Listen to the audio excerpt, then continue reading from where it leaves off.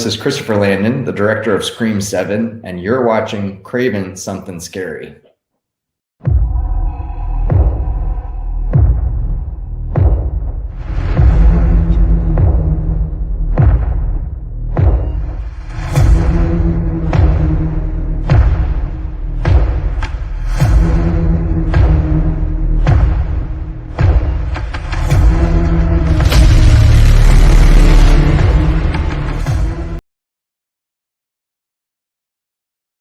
Well,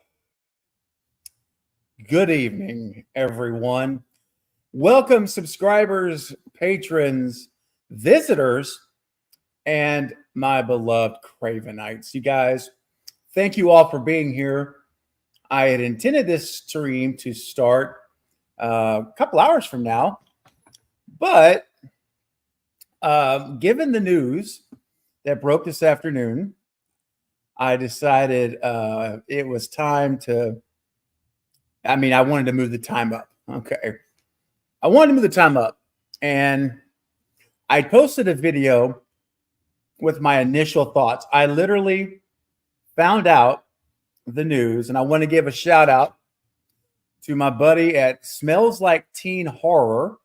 Eric was the first to reach out to me.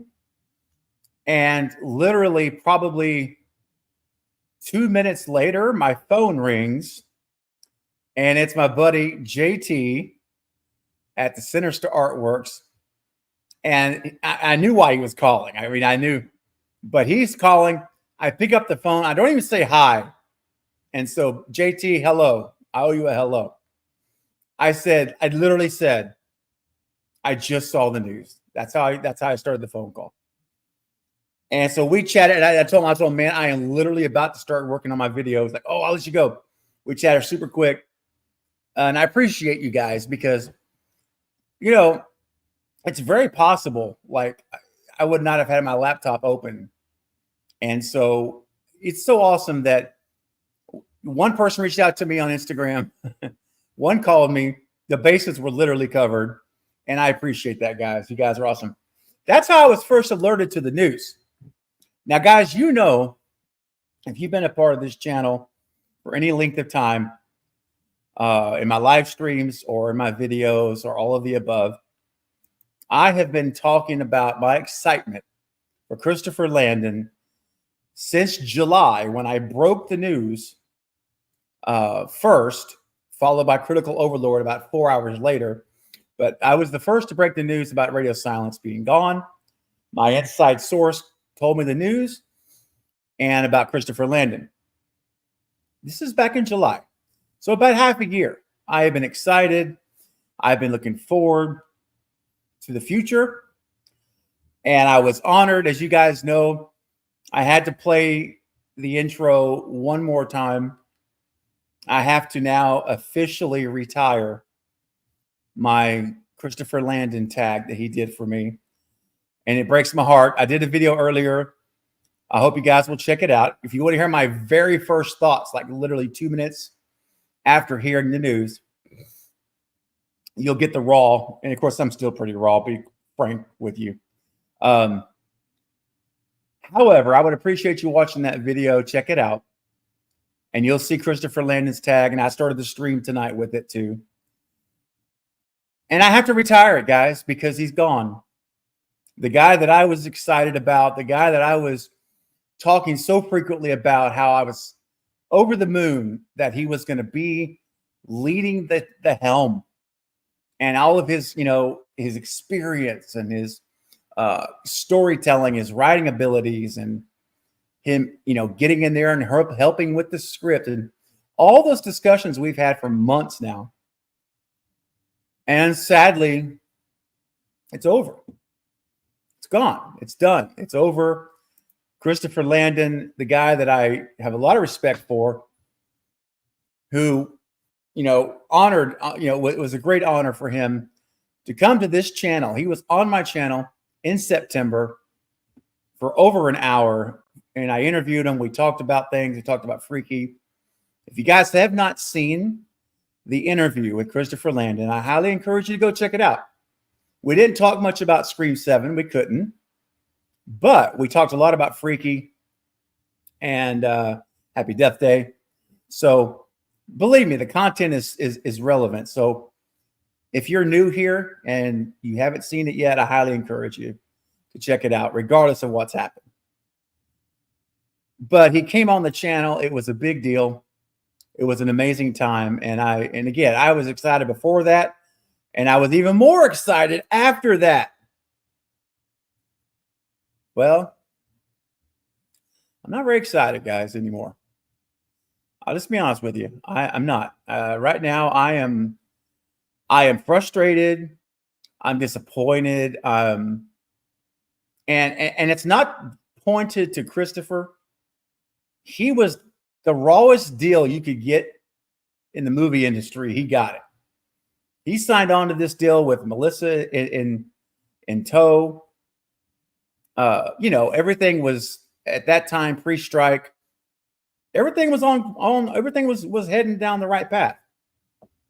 And everything happened to blow up landmines every step of the way. And I want to encourage you guys tonight, and I want to remind you guys tonight. And I posted it on Twitter, and I don't really do that very often. And I was in such a mood. I don't think I've posted something quite like that today that I did in the 2 years I've had in my channel. And I wasn't ugly. I wasn't rude. I wasn't, flaming out curse words. That's not my style. That's not who I am.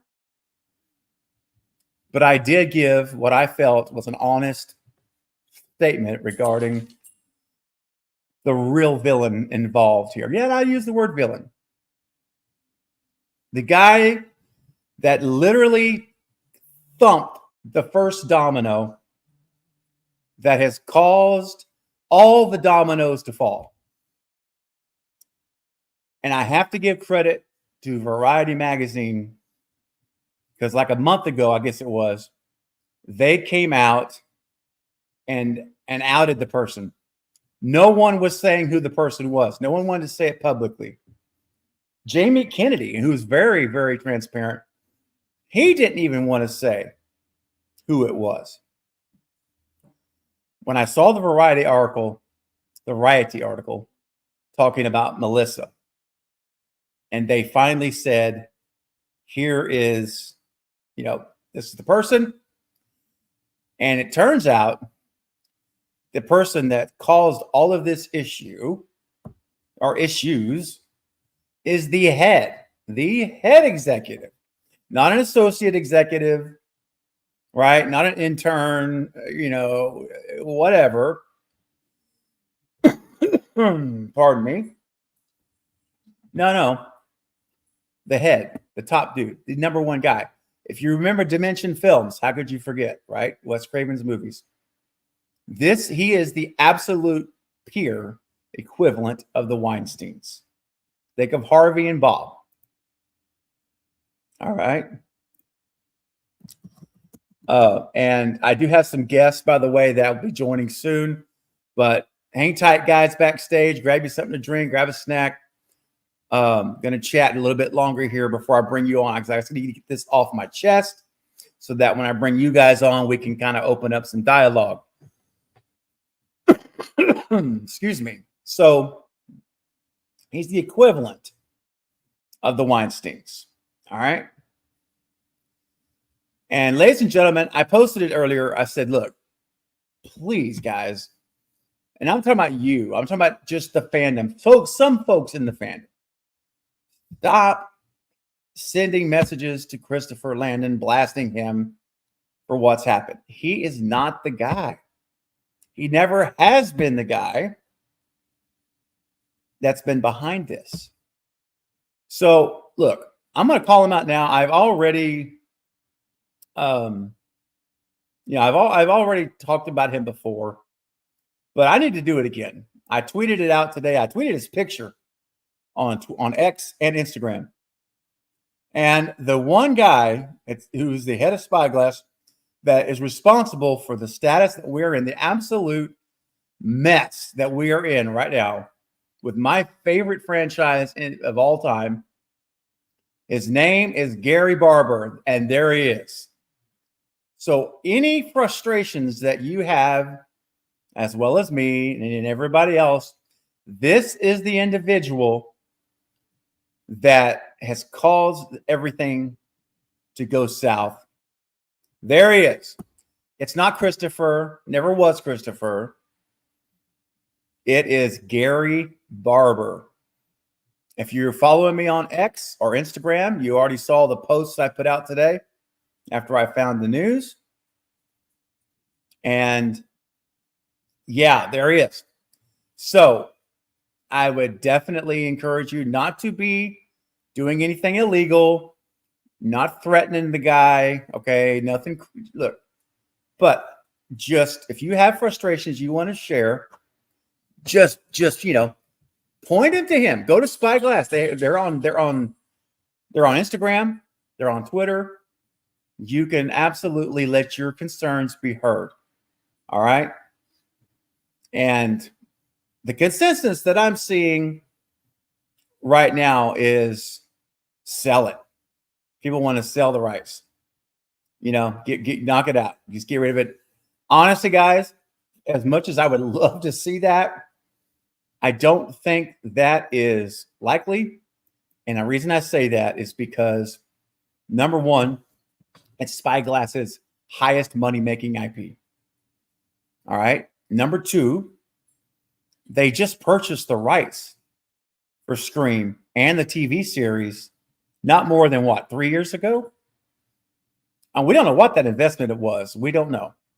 But I know this. It wasn't on the clearance rack. I can tell you that right now. So I believe that as much as that would be great to see, I just don't think it's going to happen. I hope I'm wrong. Trust me. I truly do. But I don't see it happening. I don't think they're going to sell it. If they do, I'll be the first to say, woo, I'm glad I was wrong about that. But that's what I would love to see happen. But I also don't realistically think they will right now. So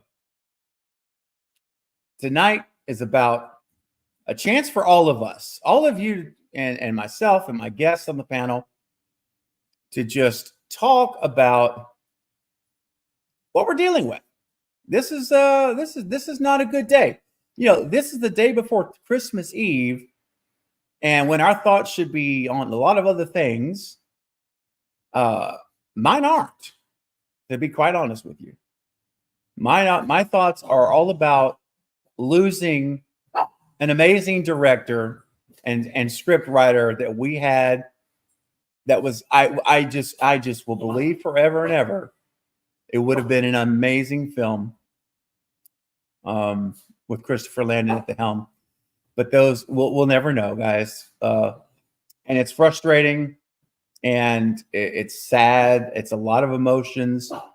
And again, I've already copied Spyglass on my Instagram post. I let them see it. Whether they read it or not, I don't care. All I can do is put it out there. And I did. All right, I did it.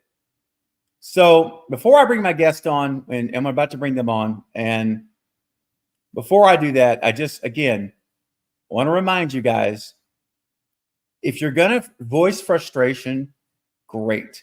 I did. But make sure you voice it where it belongs, right? Point it to where it should go. And it needs to go to Spyglass Media Group. And it needs to go to attention of Gary Barber. Right there. That is our new Weinstein 2.0. Just when I thought we had a studio that was going to be awesome, to let people work, to let them be free to do their thing, we're cursed again with another out of control studio head, power hungry, and this is what we got. This is the result of what we're dealing with. All right. So, okay. Now, I do want to say hello real quick to the chat. We've got like nearly 70 people already in the chat, and I appreciate you guys. Obviously, I can't call out everyone's name. It's with almost 70 people, but I'm scrolling right now, And I do see everyone that's here, and I appreciate you guys, guys and gals, and them, theys, and he's and she's, and whatever. I appreciate you guys. You're awesome. Much appreciated. I will try to get to comments as we're talking tonight. Just be sure and voice your thoughts, of course, as well. Super chats will go to the front of the line just because, frankly, it's going to be hard to manage this much chat. It is flowing. But super chats, I will address, and I see there's already been a couple that have come in. And so before my guests come in, so I don't stop the flow, let me go ahead and do those. My good friend Bobby over at Bobby's Breakdowns, great channel, long time supporter. My gosh, with a $20 super chat to start the live stream. Thank you, Bobby. That is generous of you, and I appreciate your support as always. Says this is bullpucky. You the man, though, Craven. Merry Christmas, brother. Well, excuse me for one moment.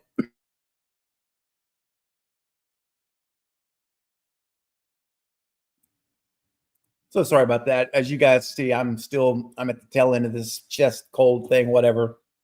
Sometimes the cough, it just hits me out of the blue. But anyway, Bobby, thank you, man. Seriously. Merry Christmas to you, my friend. And thanks for your generous super chat. Really helps the channel. And you know, this is the end of the year, closing out for the year, and everything matters in a huge way. So thank you. Also, we got a super chat here from our good friend Denisha, the moderator in the chat tonight. What's up, Denisha, with a $5 super chat? Thank you. It says, Craven, I'm so happy you called him out, Gary Barber. He's the worst thing ever. Stephen, love you, buddy. Denisha, well, listen, thanks for the super chat, my friend, and your support, and for you always being here. Really appreciate that. And, you know, I called him out. I just felt you know what? I just made a decision. I'm going to do it. It's different. I don't normally do that stuff. But, yeah, I mean, you know what? Enough's enough. When Christopher Landon, you know, we lost Christopher Landon. I'm like, this is got to stop. So yeah, I voiced my opinion. I encourage you in a responsible manner to do the same, and don't do anything silly, crazy. Just voice your opinion. Let Spyglass see it. At least let them know that this is the deal, and they are messing this up. They are blowing it up. They're blowing everything up in a bad way. All right, guys. Again, super chats moved to the front of the line. Thank you guys for that. And I do want to shout out real quick to Real Cinema Lemons. Good to see you, man. Saw your video earlier. Appreciate you shouting the channel out in your video. I did leave you a comment, but it's great to see you, man. Glad to see that you're here in the chat. And guys, yeah, we need to get 100 likes on this stream tonight. I know we can do it. If you have not smashed that thumbs up button, just do me a favor real quick. It helps the algorithm. Get this out to more people. Just smash the thumbs up button. It takes you 2 seconds or less, and it's free of charge, and it's a big help, all right? I would greatly appreciate it. Let's see how many we can get. My goal is 100 for the night. So let's see if we can get it up. All right. First up in the chat, or on the panel, I should say, yeah, in the order that they came in backstage, I have 3 guests that are able to join. So please welcome, first up, he is the artist of Sinister Means, and he makes some sinister artwork, but it's gorgeous, it's beautiful, and he likes to give his stuff away. You know, there's a trend here with a couple of my guests tonight that share some things in common. But this individual here actually is the one that created this background that you see right now on my live stream. So please welcome my good friend, huge supporter, and just a great guy, great channel. It's JT with Sinister Artworks. Hey, buddy. Hey, so I have how can I put it? This.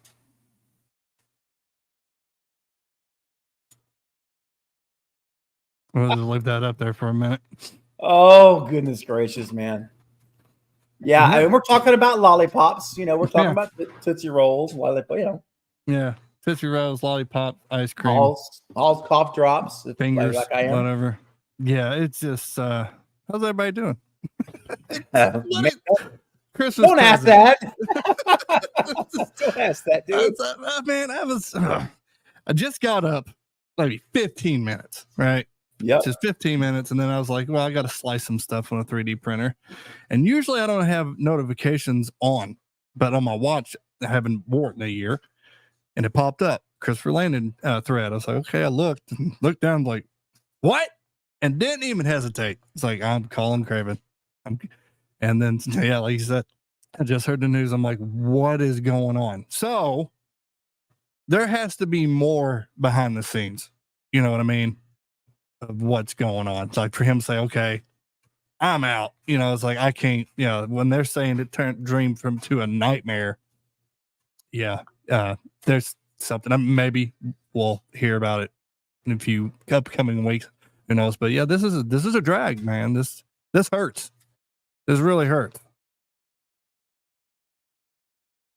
You muted, buddy. Appreciate that, man. I have this stuff going on. I was like, wait, is my shit muted? No, it's mine. You're right. But no, you're right. It really hurts, man. Seriously, it does. It stinks. My dogs are hurt. You can hear them. They don't know what to do. It's affecting everybody. And I literally was angry and sad all at the same time. Yeah. And, you know, because honestly, guys, Christopher Landon was he was like my last shred of hope. I'm like, as long as we've got him, we have a chance still. This could still be good. Yeah. But now that he's gone, we have no captain at the ship. It's like the Titanic, but no captain now. Yeah. It's sinking, and we don't have anybody that can even put lifeboats out. It's just like, anyway, you know what? We'll continue. We'll continue in a minute. Let me get our other folks on here, but trust me, it's hard to stop once we get going. Because we're all feeling the same. I think we are. Nice, because there's so much I want to say right now. I'm like, I'll just understood. Understood, man. I think we all in the chat, everyone, we're all feeling it. Hey, real cinnamon lemons. You're very welcome, my friends. The support is real. Yes, it is. Lemons fly always. There you go. All right, guys. Next up is another one of my amazing friends, and I don't know what's going on with my dog. But anyway, another one of my great friends, amazingly talented as well, super generous, pillar of the community. I mean, all three of my guests tonight I can call pillars of the community, and that's saying a lot. You guys know him as the bearded one. And I'm not talking about Santa. Okay, Santa comes around once a year. Bearded, this gentleman is here all the time. He is family. He's family, and this is his second home. I'll say I won't call it his first home because he's got a great channel. But I'll say it's his second home. I'll take liberties. Why not? Please welcome the one and only, it's the Bearded Entertainment, my buddy Eric. What's going on, man? Uh-oh, you're muted like I was. You're like I was. I said, hey, buddy. There it is. I know. Man, this is not a good Christmas Eve present. It's not at all. I'm going to be honest. You said it there a second ago, and it's the exact feeling I had. Christopher Landon was the last thing I was looking forward to about Scream 7.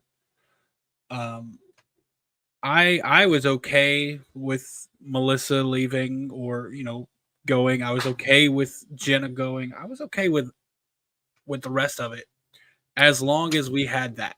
Mm-hmm. Because I got to be honest. If we just have either James or Guy writing a script entirely new, that's what they did with 5, and look how 5 turned out. For most people, like I know for us, it's probably bottom 2 at least of the franchise. Yeah. So I was okay with it as long as Landon was there because I knew he writes, and he even said it in your interview. That's right. Even if he's not credited, he always has input on something he's directing, and that was a good. That was a very hopeful shred of something there, because I'm like, even if it's a script written by James or Guy, he'll have some input and he'll be able to work on it and make sure there's no gaps or anything like that. And well, now he's gone, and I touched on this in my video, and I what you said, JT, about there's being something more. I don't think it was just the studio, man. I think fans contributed. Yeah. There's so many toxic fans going after him for some stuff that was not his control. And you gotta think, like, what he did say in his tweet. He's like, this was a dream, a lifelong dream turned into a nightmare. Like, people were coming after him for something he didn't do while he's trying to work on something that's, as he said, a dream to do. Yeah. And I think the fans contributed to him leaving. Yeah. It's amazing. You know what's really weird? That I'm shocked and I'm kind of unhappy with Paramount. Why ain't they saying anything about this? Won't they step in? I mean, they do own it. So you're like, okay, this is getting out of hand. Especially after Chris left. What's going on? Paramount owns Spyglass, do they? Actually, no, they don't own it. They don't. Spyglass is owned by a investing company. So Paramount's role is just distribution.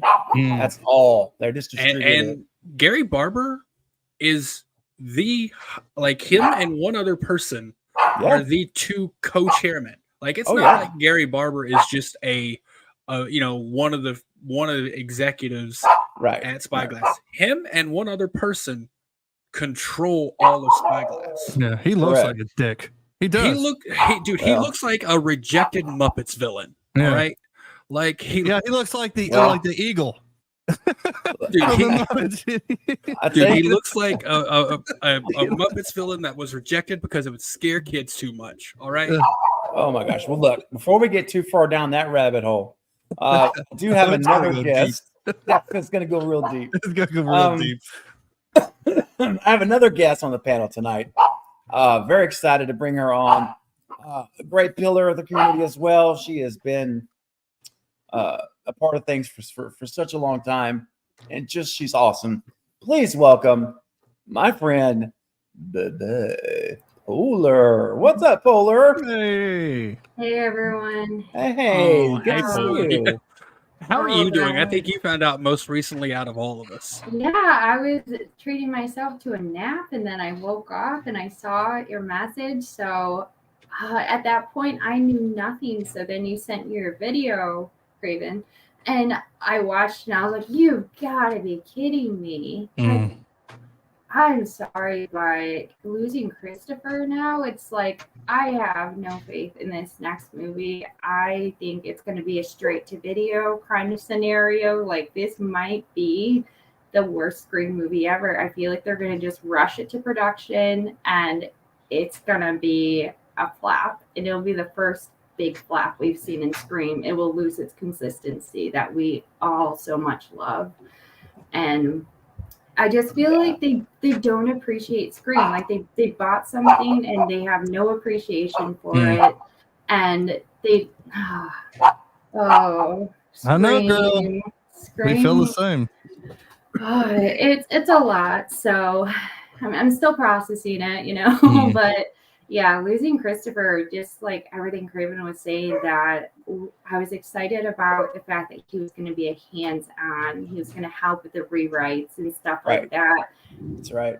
The next person, we don't know what we're getting. And now I'm just exhausted. I'm emotionally fatigued from the drama within this franchise right now. So it just goes to show sometimes when you hire or you take on something and you're really only concerned about profits, that it's not going to have the passion that it deserves. So that's so true. That's where I'm sitting. Yeah. No, you're right. You're right, Polar. I agree with everything you said. Yeah. And real quick, just a couple things I want to mention. Another super chat has come through from Bobby's Breakdowns. Another $20 super chat. Bobby, thank you so much, man. That is super duper generous, brother. Really. Says, I hate to even mention this, but do you think at this rate they should just reboot the franchise?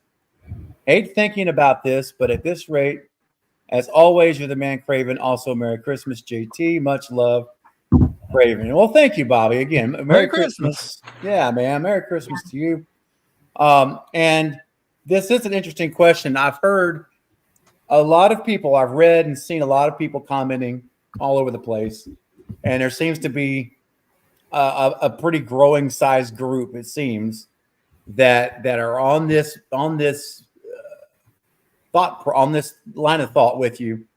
But, and of course, you're posing the question, but I've seen a lot of people talking about, this is the time to reboot, blow everything up. And I know Eric's got started. We're all going to have something to say about this, but I actually have a clarifying question before we get our answer. Yeah, go ahead. When you say reboot, for me, a reboot, like Rob Zombie rebooted Halloween, you have these same characters from the original played by different people. Or do you mean a requel where it takes place in the same universe, but we're getting new characters from the ground up?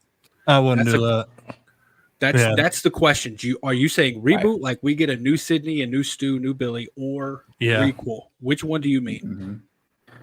Yeah, right. Because reboot and then there's a remake. The remake scene for scene and everything. So if it's a reboot, well, I guess we're all going to be talking about it. So I'll just say my.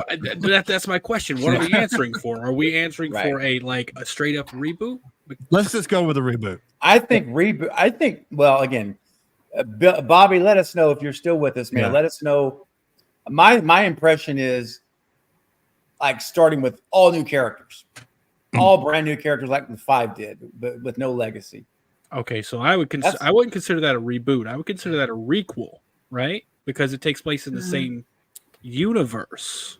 Well, but a requel, remember, the key of a requel, according to Mindy anyway, was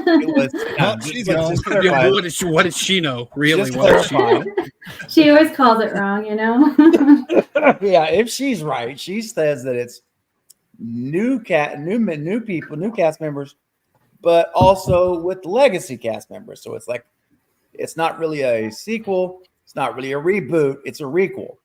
So a true reboot in my mind, in this case, would be there is no legacy characters. Like there's no one in the movie. Everyone's new. Like there's no connection to Prescott, to none of it. Okay. So my question, I guess the question is, in universe. Oh, there it is. That's what Bobby said. That's what he's thinking too. No Sydney, no Tara, new characters, but Ghostface. Yeah. Okay, so that's I agree with that, obviously. But my question is, are they erasing the events of the original? Like they're not going to be in it. Let's say Sydney, Stu, Billy, whatever. They're not going to be in it. But did that happen? Because if that did happen in the universe, then it would still qualify as a requel. Because well, out of this, let's do it this way. Let's simplify things. Well, why don't you share what you would like to see? Now, just make it more, just to make it simple. What would you like to see happen in this situation? Do you want to, what scenario, I guess, do you want to see? I don't want a straight up reboot / remake where they try to. I don't want them to remake the first movie. Don't do that. You're never gonna touch it. You're gonna fail worse than Scream 7 is failing right now. Yeah. And in terms of a reboot or a requel, like I don't want to reboot either. If they're gonna act like Sydney never happened, that doesn't make any sense to me. Because I'm feeling that's what's the difference here for me is when you say reboot, you're meaning they're not going to be in it, and I'm okay with them not being in it, but don't act like they don't exist. Like, I want them to come into this movie, maybe all new characters. Yeah. But Stab is already a thing. Which, if Stab's a thing, Sydney had to happen. There has to be a reason for the mask, and the reason for the mask is Billy Loomis. So the only way they can do it, in my opinion, successfully for me is requel. It's a sequel that doesn't necessarily have any of the legacy cast, but the legacy exists. Yeah, they're aware of them. I got you. Yeah, that makes sense. I got Polar. How about you, Polar? What's I'm that? gonna break the internet right now. Everyone's gonna boo me off stage. No, they're not. No. You're in a safe place. I messaged you about this like a month ago because I was starting to get these feelings in my gut. I was like, oh, stuff's going down. Losing all these people. So this is kind of something I was thinking. I have a feeling we're not going to get Neff back with all this craziness, but we both know, or we all know that Stu and Skeet want to come back. So Matthew and Skeet want to come back regardless of what's going on. So I think something that could be fresh is if they did a different timeline, and the story would be what would have happened if Stu and Billy were successful. So they killed Sydney. This is a completely different timeline in its future, its present days. You could bring back Dewey, you could bring back Gil, and in this story, it would just be they got away with it, and someone's still killing, and they're trying to figure out if this is a copycat killer. And maybe they're doing some DNA testing because they are solving crimes now using the 23andMe or whatever that's called. And, you know, they're starting to see like, oh, it was Billy and Stu all along. And that's the new story, is that Sydney unfortunately did not make it. And it's all about Skeet and Matthew now. Does everyone hate this? Wait. Just so I got it clear, they got away with it all the way until now, till 2023. Yeah, and well, if you think about like the Golden Gate Killer, he recently just got caught. It's been decades, so it is plausible. And then we would get, you know, Skeet and Matthew back. I think it could be interesting because I really don't think that we're going to get Neff back. So it would at least keep the franchise alive, and it would be a storyline of they got away with it. We can have Dewey and Gale working together to solve this case. It would get our legacy characters back, some of them at least. How would that work? Gale wouldn't be here. Gale saw that it was Billy and Stu.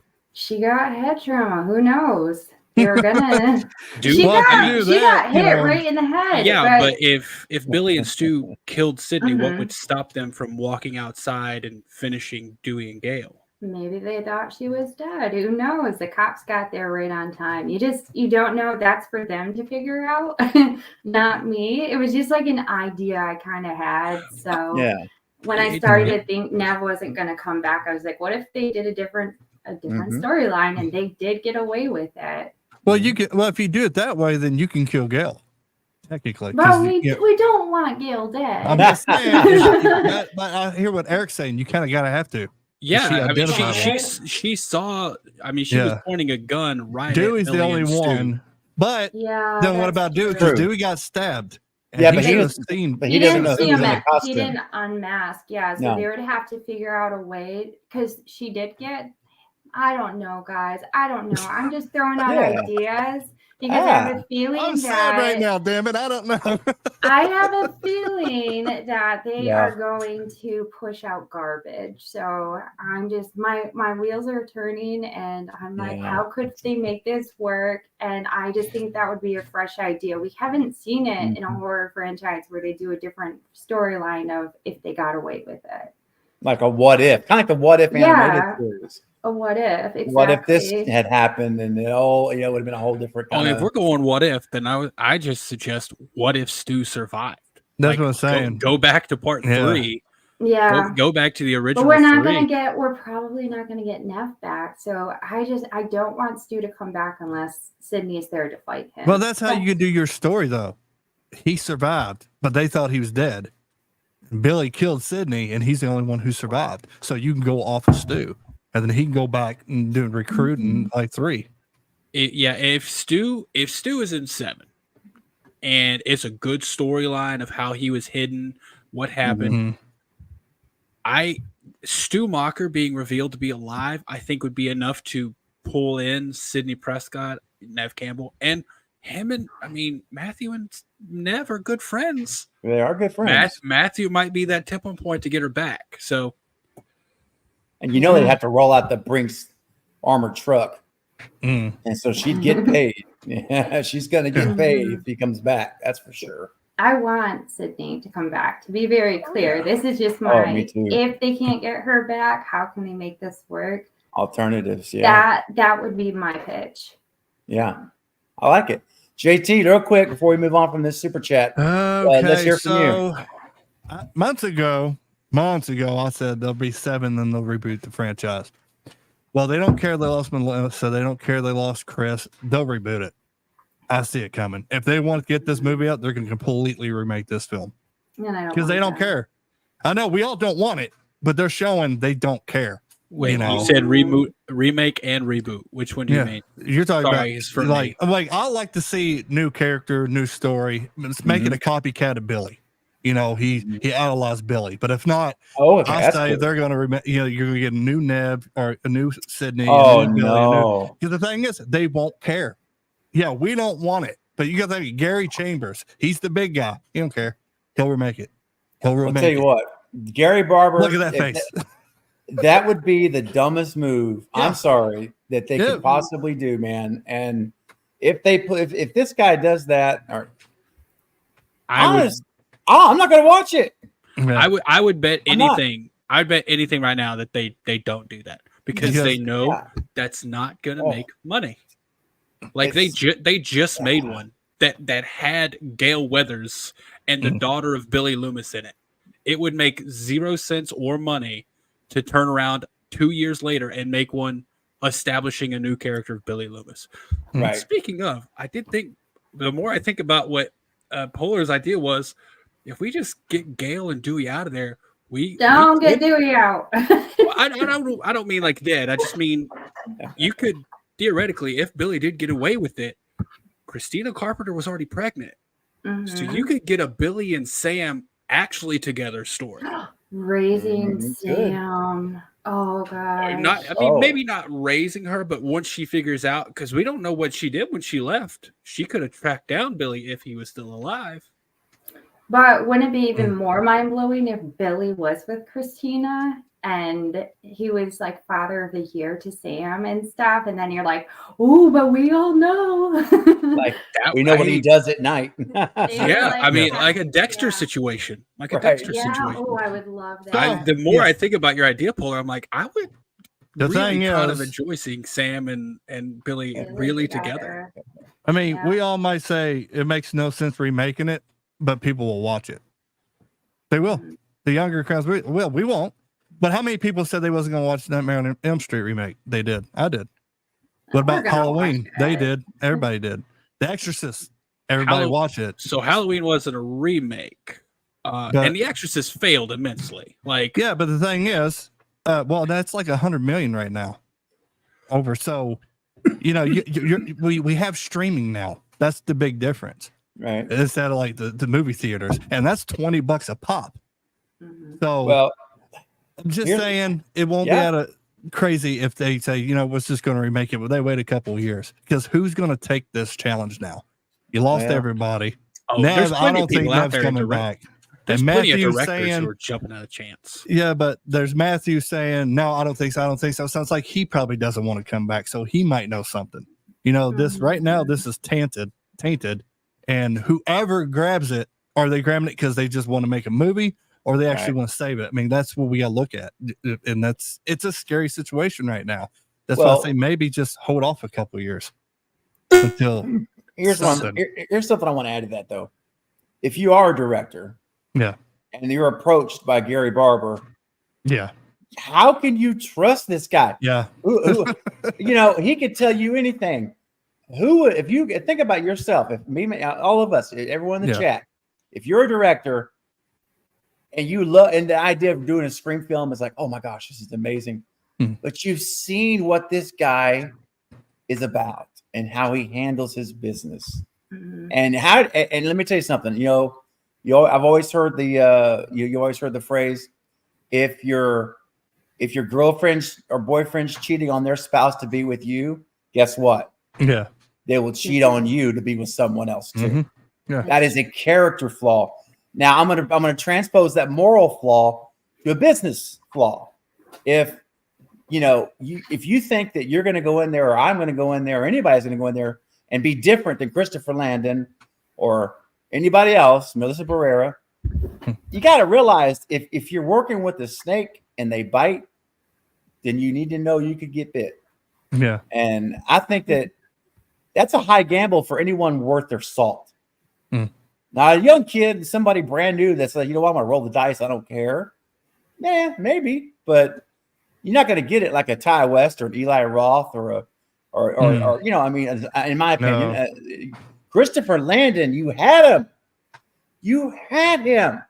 You had the guy. And what did you do? You blew it. Mhm. And he's gone. And you think those other directors don't notice this? Yeah. And don't call him and say, dude, give me the lowdown on Spyglass. What's like to work with these guys? Dude, come on now. That's a tight-knit group. I wouldn't touch it. Real quick here. I'm coming, Eric. Let me just clear this super chat. Bobby, thank you so much, man. Seriously appreciate it. I got a couple of more things I need to get to. So, Eric, did you have one more thought on this before we move on? You want to what you just said about Christopher Landon? I just want to make sure I'm understanding. He quit, correct? He was not fired. Yes, he quit.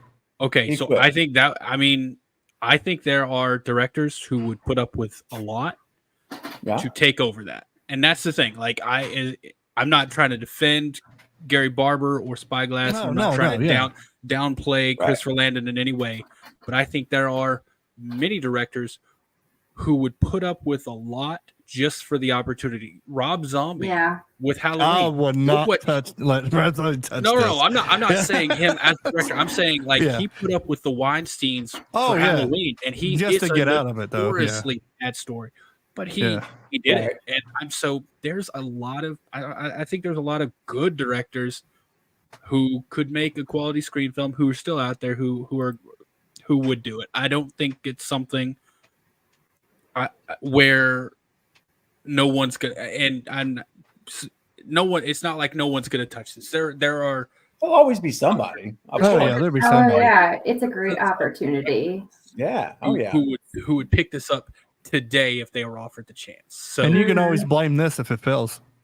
Well, the Spyglass, Chris quit and this. So this is, and then you look at them, it's like, well, you took it, dude. You knew all this. So they'll use that excuse, but we'll be like, you can't use that excuse. And see, that's the thing now. People know. Like now, the directors who are taking it, who will take it, because I guarantee someone's going to take it. Scream 7 is not going to fall through. They're not going to not make the movie. I think 2026, if I was being pessimistic, 2026 for Scream 7. I think it's possible 2025, but I don't think there's any chance they stop Scream 7, and I don't think they're going to revert to a remake. They've got too much money in it, and they're making too much money. So, all right. Real quick, Carrie Crave Cinema, look at here, celebrating 21 months as a channel member. Carrie, that is awesome. Thank you so much. It's a sad day for Scream, but a fantastical day to be a Cravenite. Oh, there you go. Craven, my friend, I salute you, and also happy holidays. And what a beautiful panel. Oh, that's all. I agree with that completely. Thank you, Carrie. Happy holidays. Merry Christmas to you, my friend. And thanks for your support. 21 months, man. I tell you, that 2-year mark is about to get hit by several people. Gary's one of them. My gosh, it's happening quickly. Of course, you read the beautiful panel comment when I turn my camera off. But she sent it when it was on, so you have that. That's fair. That's fair. I'll take it. And speaking of Cravenites, hey, we have a new channel member in our community. Look here, Wendy Murray has joined the channel. Wendy, thank you so much. You are now not just a subscriber, you are a Cravenite. You are stepping into the inner circle of the cult of Craven. Welcome and we're glad to have you. Thank you so much for your support. That is awesome. Means a lot. And now you're going to get an invitation for our members only watch party this coming Wednesday night at 8 p.m. Central. We're watching Amityville Horror 2, The Possession. Channel members only. Excuse me. Goodness. I haven't sent out the notification because guess what? I was getting ready to, and I got a phone call, and I got an email, and that was the rest is history. Here we are. So I will get that out probably tomorrow. Excuse me. I want to say something, and this is going to sound weird, but I want to say, because I'm seeing it a lot in the comments. Can you imagine? And I don't want to defend Gary Barber in the least. Not at all. I'm seeing him compared to the Weinstein so much, and I'm like, it's got to suck. Like, we know what you're talking about, but a lot of non-film people don't know the Weinsteins for that. They're known for something way worse. So I'm like, it's gotta suck to be compared to these people. And like I said, we know what they're talking about with like studio interference, and they're very notorious for it. But the vast majority of people, they know Harvey Weinstein for something completely different. And when you compare someone to him, it's pretty bad, man. It's really bad for not good company. For a not good reason. Like that. This is a weird story, but it takes like 30 seconds. Can I tell it? Or it's not really a story. Do you know there are only 2 people who are banned from the Oscars, or not banned from the Oscars, but they've been kicked out of the oh god, what are the Oscars called? The Academy, like the Academy. There are only 2 people who have been kicked out for life. Do you know who they are? Oh, Harvey Weinstein's got to be one. Harvey Weinstein is one for obvious reasons. Now, I see someone say Will Smith. He's not banned from the Academy. No. He just can't go to the awards for like the next 10 years. Roman Polanski? No. Oh. The other guy, no one knows his name. Do you know what he got banned for? No clue. Pirating DVDs that were sent out as screeners. Oh. Him and Harvey Weinstein are the only 2 people banned from the Academy. Can you imagine how that guy feels? Like, dang. No doubt. like he was banned for just pirating, screeners. And for those of you who don't know what a screener is, I'm sure you do. But when the Academy comes around, they send out DVDs for people to watch so they can properly judge them before the movie comes out. And he would copy those to like put out on the internet. Wow. Well, so we got there's company. Yeah, that is company, no doubt. Speaking of company, Bobby is bringing in a $50 super chat. Bobby, my goodness, brother, it literally is Christmas time. Thank you, my friend. Christmas time for the channel. It says, Craven, I told you I was coming ready. Yeah, you did. I had no idea you meant with super chats. My gosh. It says, Bearded, stop making me think. Bro, it's a distinctive question. It is. Polar, that's not a bad idea. I'd be for it. JT, I agree. It's going to get rebooted. Braven, you the man. Well, one thing we've established tonight, from Bobby's perspective, I'm the man. All right, Gary Barber is not. That's right. Gary Barber, not the man. No, Cheers, everyone. I'm being responsible. Don't worry. All right, Bobby. I trust you are, my friend. I trust you are. I feel like he's mixing up paying his bar tab and sending a super chat. Maybe, and some mistakes are okay to make. It's all right. Mistakes happen. So no, really, Bobby. Thanks, brother. I'm gonna play some super chat clips. Actually, I'm just about to in a second. But before I play a couple of clips for you guys super chats already, we got a channel anniversary here. I want to acknowledge and celebrate. It is from Barb. What is up, Barb? Great to see you. 3 months, a channel member. All right. That's awesome. Thank you. It's going by so fast. Stephen, thanks for opening up some dialogue tonight. You're very welcome. I felt it was important. I know I needed to get some things off my chest with you guys. And I said, I bet you guys feel the same. And this is a great place we can do it in a respectful way, in a way that's safe. And yeah, you guys know how we roll here. such sad news on this holiday weekend. It is. Trust me, when I played that Christopher Landon, even on this stream, when I watched that again, it just broke my heart hearing it. He was so excited. You guys saw the interviews. He was so excited to do this movie. And I just, man, it kills me. Yeah. Kills me, dude. I'm like, I have to retire that clip. Well, because it's gone. It's over. Here's the thing. Like, wow. Let's put a little hope in it. Okay. So let's say something happens and Gary's like, dude, you have to step down. They can always bring Chris back. There's always possibility. Yes, never say never. True. That's never true. say Now. never say say never. You're right. And I just want to point out something here. So Gary is one half of the leadership of Spyglass. Mm-hmm. The other half is a dude named Roger. Roger produced a movie this year called Thanksgiving, which was amazing. Yeah, so let's just hope Roger can just give a swift kick to the shin to Gary and tell him to straighten up. Yeah. We can get something along those lines because for me, Thanksgiving just blew Scream 6 out of the water. Oh, yeah. Love that movie. Yeah. So if we could get that level, and for the love of all things holy, do not let Gary Barber anywhere near Thanksgiving 2. Well, yeah. And the thing is, because I think the parent company is Sony on that one. So, and Sony, it's just like, they don't mess around either. So, with Gary, though, let's stick with Gary. Okay. I'm sure they have a board. I'm sure Spyglass, if they're owned by like an investment, they have a board. Things can quickly change. Yeah. That's true. And public outcry, which just a point. I'm glad you said that. This goes back to what I said earlier. I know a lot of people are coming in and out. We're at nearly 80 people. So, so hey, man. So if you're new, if you didn't hear me earlier at the beginning, it's the reason why I'm suggesting that you responsibly, I want to underline the word responsibly, voice your frustrations, not threaten, not do anything dumb and illegal, but responsibly. You as a fan have the right to do that.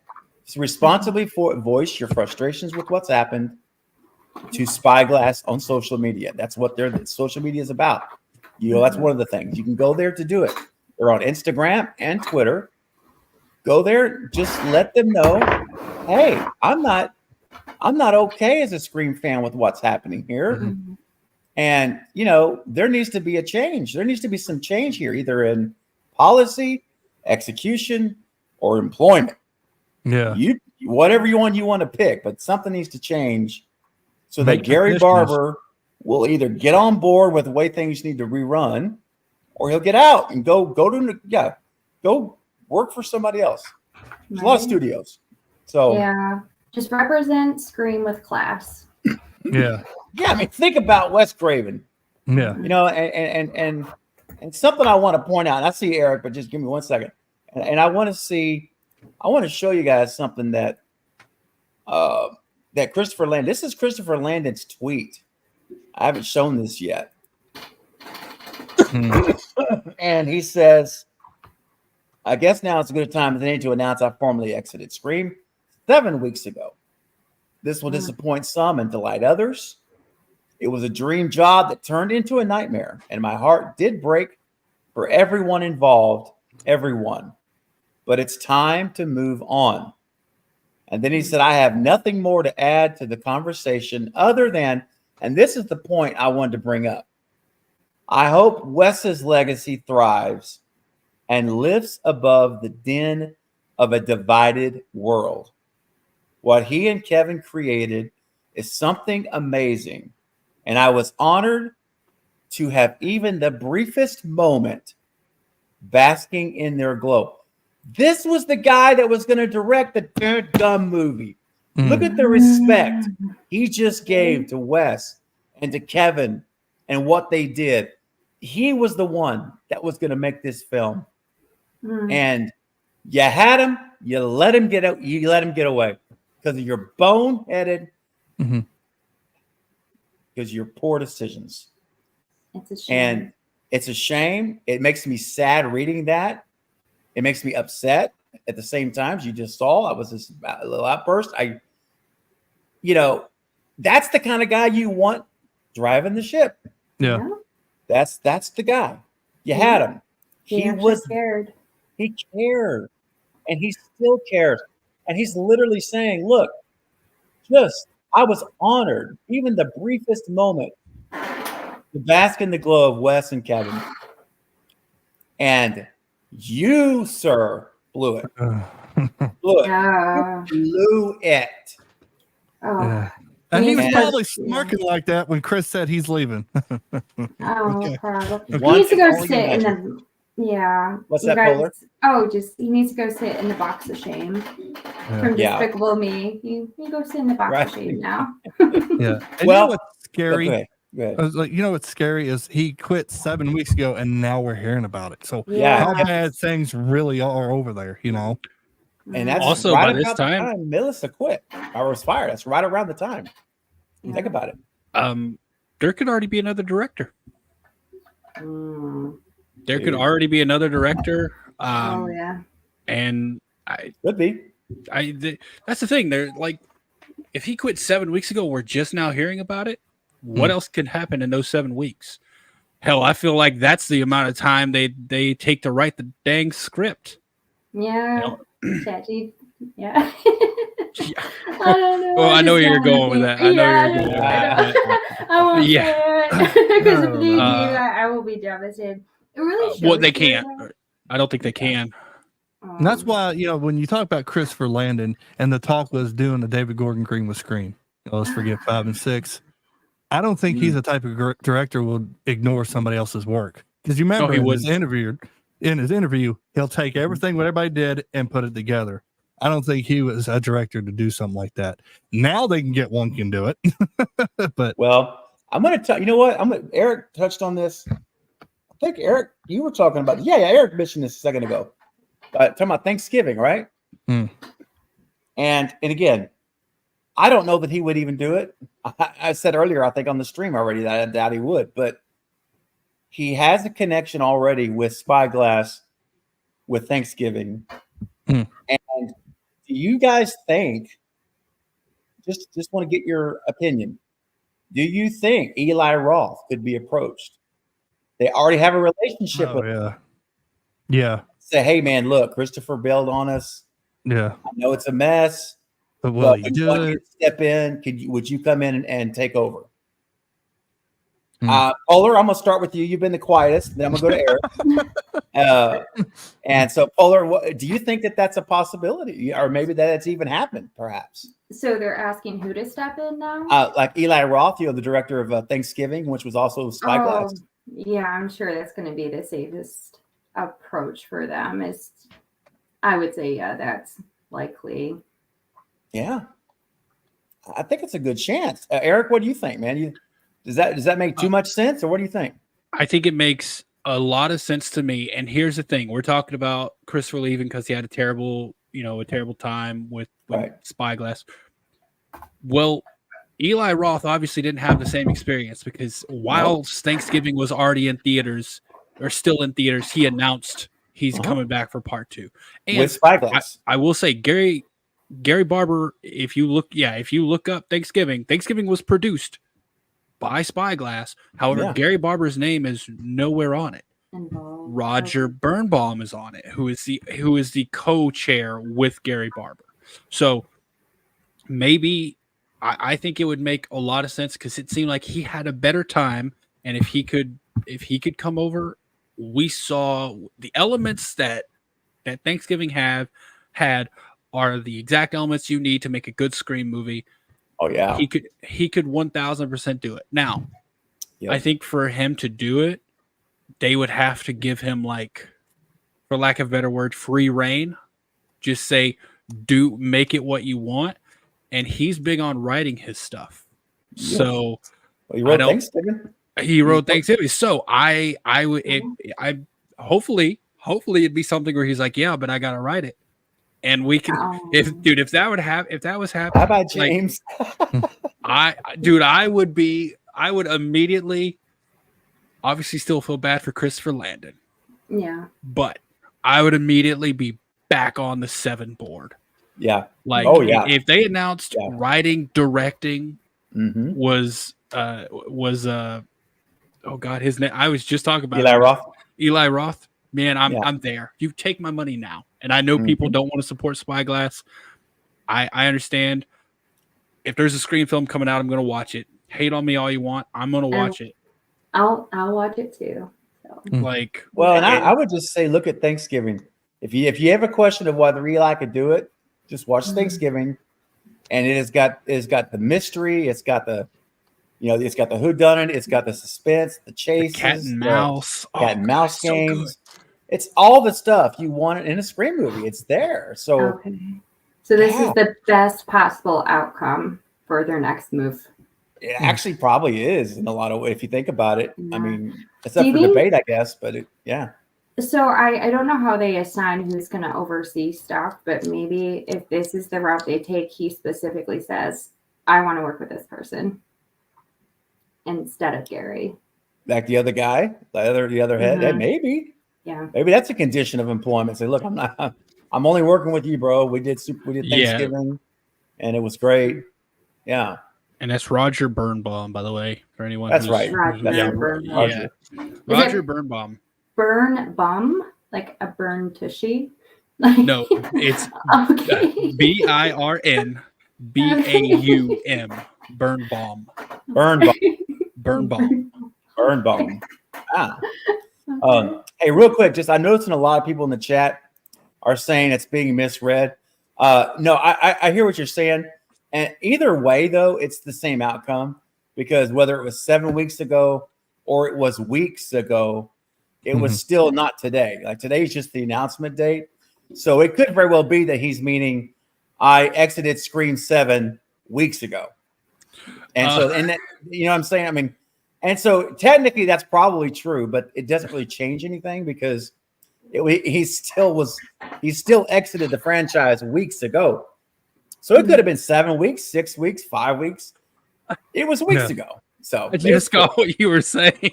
I'm Did like, you catch what I mean? oh, Like the- yeah, it's like that's he how it exited looks. Scream, Yeah. comma, 7 weeks ago. 7 or he weeks exited ago. Scream 7, Oh. comma. weeks ago. This is Yeah, why yeah, we yeah. have punctuation, people. This is why That's grammar is true. important. Grammar is important. Yes. So, JT, your Eli turn. Roth. Yeah. Yeah, it would be the most common. I don't think he'll do it because he already said he's taking a year off to write Thanksgiving too. So if he would do it, I would say probably 2026, maybe 2027. We might see Scream 7. Depends on how long Thanksgiving 2 is going to shoot. But he did say he's going to take a year off with his partner. So it would make sense. It would. And but honestly, he go can ahead. change. It's like, well, I'll do Scream 7 while we write, and that would be scary because Right. I'm more excited because he said he's going to take a year off to write. I'm like, good. That's what I want to Yes. hear. You want to take your time because I really right. enjoyed Thanksgiving. So yeah, but who knows? Maybe Christopher Landon left to do a Nightmare on Elm Street. No, JT. I feel like, Well, look, man. Didn't he say he wouldn't do that? yeah, He did say he wouldn't. Yeah, he sure did. Darn But it. then again, I mean, he at that point he still had dreams and aspirations of being the director of Scream. So That's Yeah. true. That's true. Oh my JT, gosh. man, I admire the hope. I do admire too. the hope. Brady never Dude. gets no love. I applaud it, man. Well, hey guys, real quick. Speaking of applauding, let me play a couple super chat clips because we've had some real generous super chats tonight. So let's play one here. Here's a new one for you. It's Christmas weekend, guys, and we got some bad news today. But look, it's still Christmas weekend. Let's don't lose sight of the big picture. And this clip helps us keep in mind that Christmas is right around the corner. Break it up.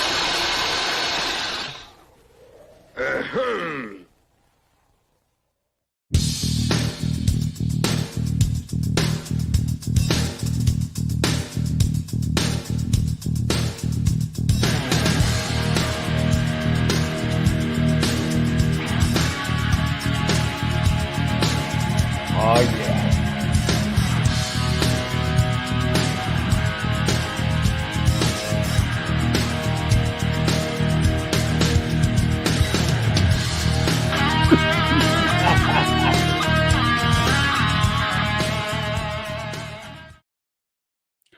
have no clue what just happened. What What if was she just got a bushwhackers and showing the kids, oh, look what you got me? And Santa completely took that out of the context. Like, you're out of here.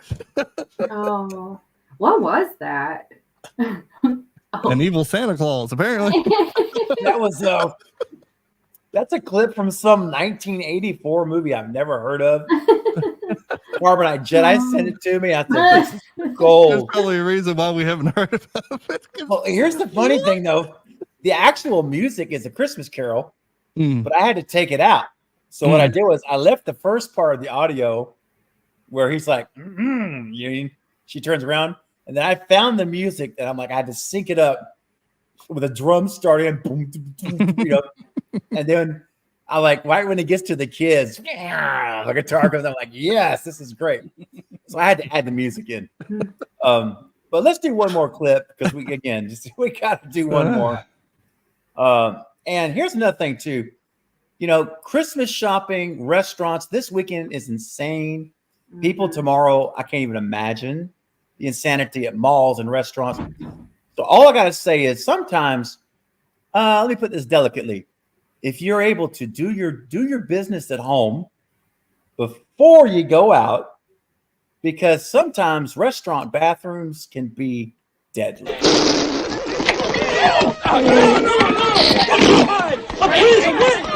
Please, back up! Wait! A smile, everybody!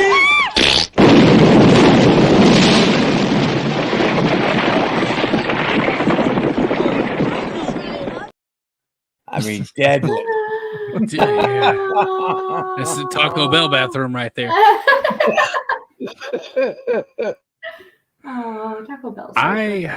Yeah. Oh gosh. Why would you have a bathroom or a camera in the bathroom? That's the originator of OnlyFans right there. It could be. Do you remember that for when the Look at Olympics this dude. were in like Russia a few years ago, and they complained? They're like, yeah, we've been seeing on the cameras people have been turning on their bathroom faucets and leaving them running, and people are like, you have cameras in the bathroom? In the bathrooms? But then, like, they actually reported, like, yeah, we've been. They were trying to claim that people were sabotaging them and stuff. Anyways. Oh my gosh, man. That's terrible. Terrible. You're always being recorded, is what I assume. Whenever I'm out. Honestly, that's actually a safe assumption, I think. Yeah. Yeah. Oh yeah. Yeah, which is another thing didn't like about Scream 6. How did no one see this go down? Like New York is one of the most surveilled places in the world. And you're right. That's why small town Woodsboro makes more sense. Yeah, you can get killed right out on your front door, Mm-hmm. Yeah, and apparently no one can see it. No one has door cams or anything, No. Well, hey, while I'm thinking about it and while we still have, 70 folks here, I just want to mention tomorrow night, the fun is going to continue because we got a Christmas Eve horror hangout right here, 9 p.m. Central tomorrow night. That's right, Christmas Eve night. And I would hope you guys will all come back tomorrow night. We're going to be talking more after having 24 hours to let this sink in, process it a little bit more. Maybe we'll have some new theories we can share even on the stream. So I hope you guys will all come back tomorrow for the Christmas Eve hangout at 9 p.m. Central Time. And also, I want to give you a preview that next Saturday, a week from tonight, at 8 o'clock, this same time next week, I will have a watch party of It's a Wonderful Knife on Shudder. And I will have guest Tyler McIntyre, who directed the film, and the production designer, Tiana Gordon, will both be on the panel giving live commentary, guys. And they'll be able to field your questions and comments. So I encourage you to think about what you would like to ask them. You have a whole week to get ready, but you're going to have direct access to the director and production designer of It's a Wonderful Knife. And guess what? This afternoon, before the whole debacle about Landon, I got a message from Jess McLeod, who plays Bernie in It's a Wonderful Knife. She messaged me, or they messaged me, excuse me, and said, I should be able to make it to the watch party next Saturday. They are working a lot of hours, and they're not 100% sure it's going to be last minute confirmation, but they're going to try. Jess is going to try to be here on the panel as well to watch the movie and give commentary. Who's one of the cast members in the movie? So stay tuned, guys. But Tyler and Tiana are locked in. They're going to be here 100%. And there's another special guest I won't even mention. Well, I guess I can kind of mention it. Who also reached out to me because Tiana and him work closely. It's the cinematographer of the movie, the DP. And we've been emailing each other. And he said that he will probably be able to jump in for about 45 minutes to offer commentary. So, guys, you never know who's going to show up here. And we might even get another cast member. So I'm going to leave them as a surprise. So it's going to be fun next Saturday night. But tomorrow night, be here Christmas Eve. All right. Eric, go ahead. I know your time's running out, Eric. Go ahead. Yeah, I've only really got time for like one more thing. I wanted to ask you something, Steven, and I'd love to get other people's opinions on it too. But last thing I want to ask before I go, what about Carlos Alonso? Oh, yeah? Is that how he pronounces it? That's very good. Yes, sir. What about he's an up-and-coming horror director. What did he do? Ooh, he did. Killer Book Club. Yes, Killer Book Club. Oh, that was good. That was really good. That's a good one, man. Like, Yeah. I'm trying to add on. Okay. Yeah, this is a very, I'm honest, a very negative situation. It's a very down situation. I always like to try to bring it up. I just want to say, I'm just like, okay, who else is out there that we could get excited about and get behind? That's true. He would be and yeah, I think he'd be really good. And for people who say, I saw someone saying like no one would want to pick this up. This is not true. There's plenty of people who are going to pick up this franchise. Like someone is going to direct this. I would almost be willing to bet there's another director on board already. That's possible, man. If this happened weeks ago, then I'm almost certain they've already got someone. This is a huge franchise that if a director gets on, that's almost, you're borderline guaranteed employment for another movie. If you do be a well. breakout film, yeah. Yeah, right. It's like think about Radio Silence. They did what they had. Ready or Not. Yeah. They had one feature. Then they do this, and now they're directing a Universal monster movie. Mm-hmm. There is so many directors who would want this, who would pick up this movie. And I was just thinking, like, who else could I get excited about? And so before I leave, that was a question. That's a good one.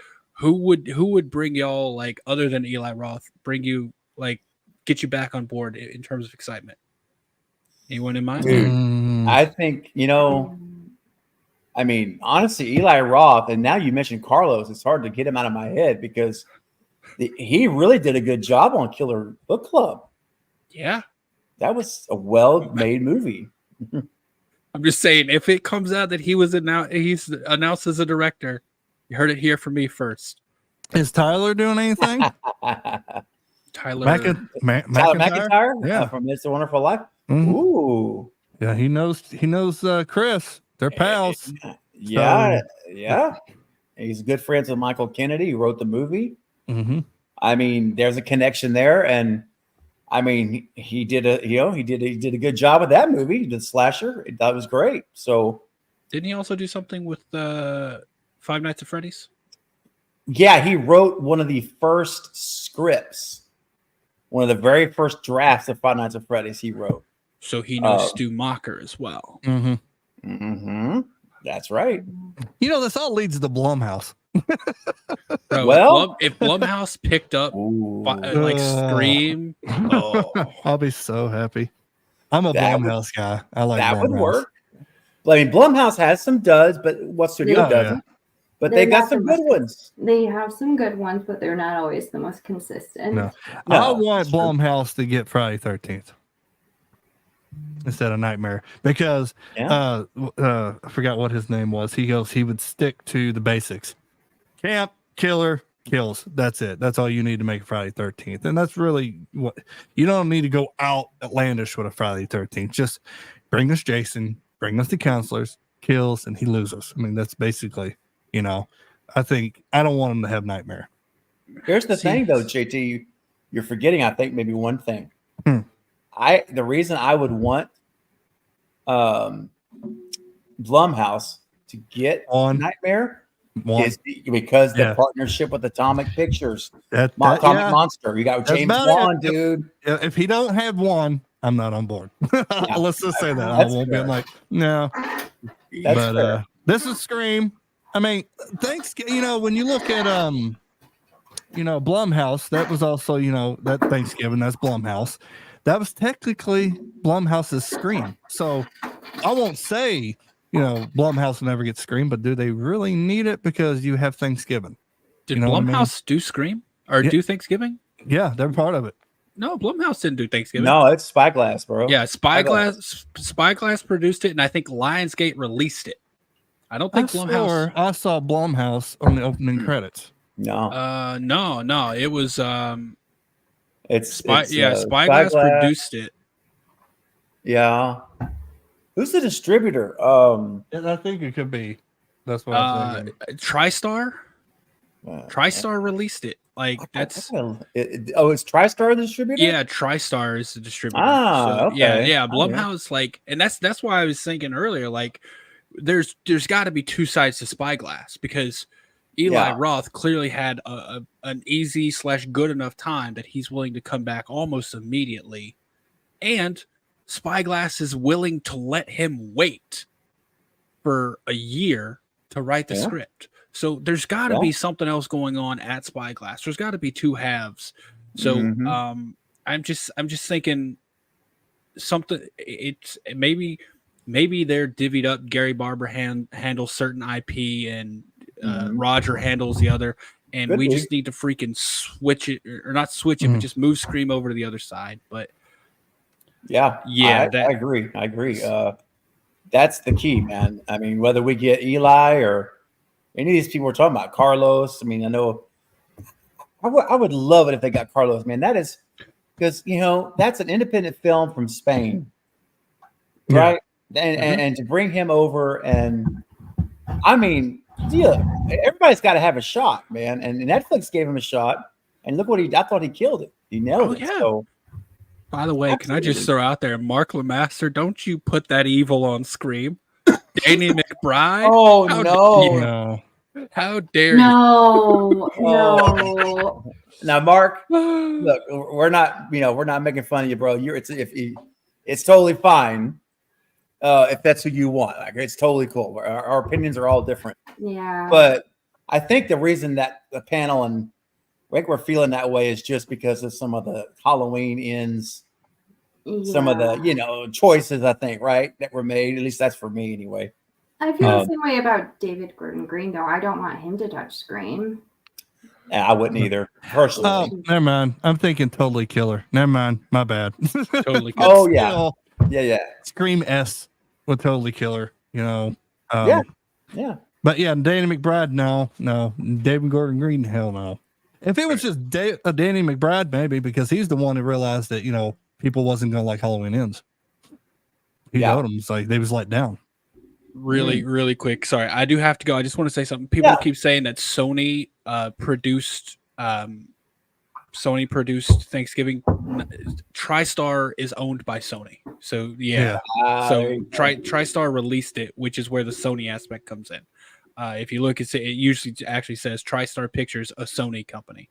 But I actually have to run, y'all. This was okay. I wish this was a meeting of better news. But I know, man. Like I said, I'm trying to be on the positive side. Give Carlos a call. Give Tyler McIntyre a call. We can fix this. We can turn it around. Give us all a call.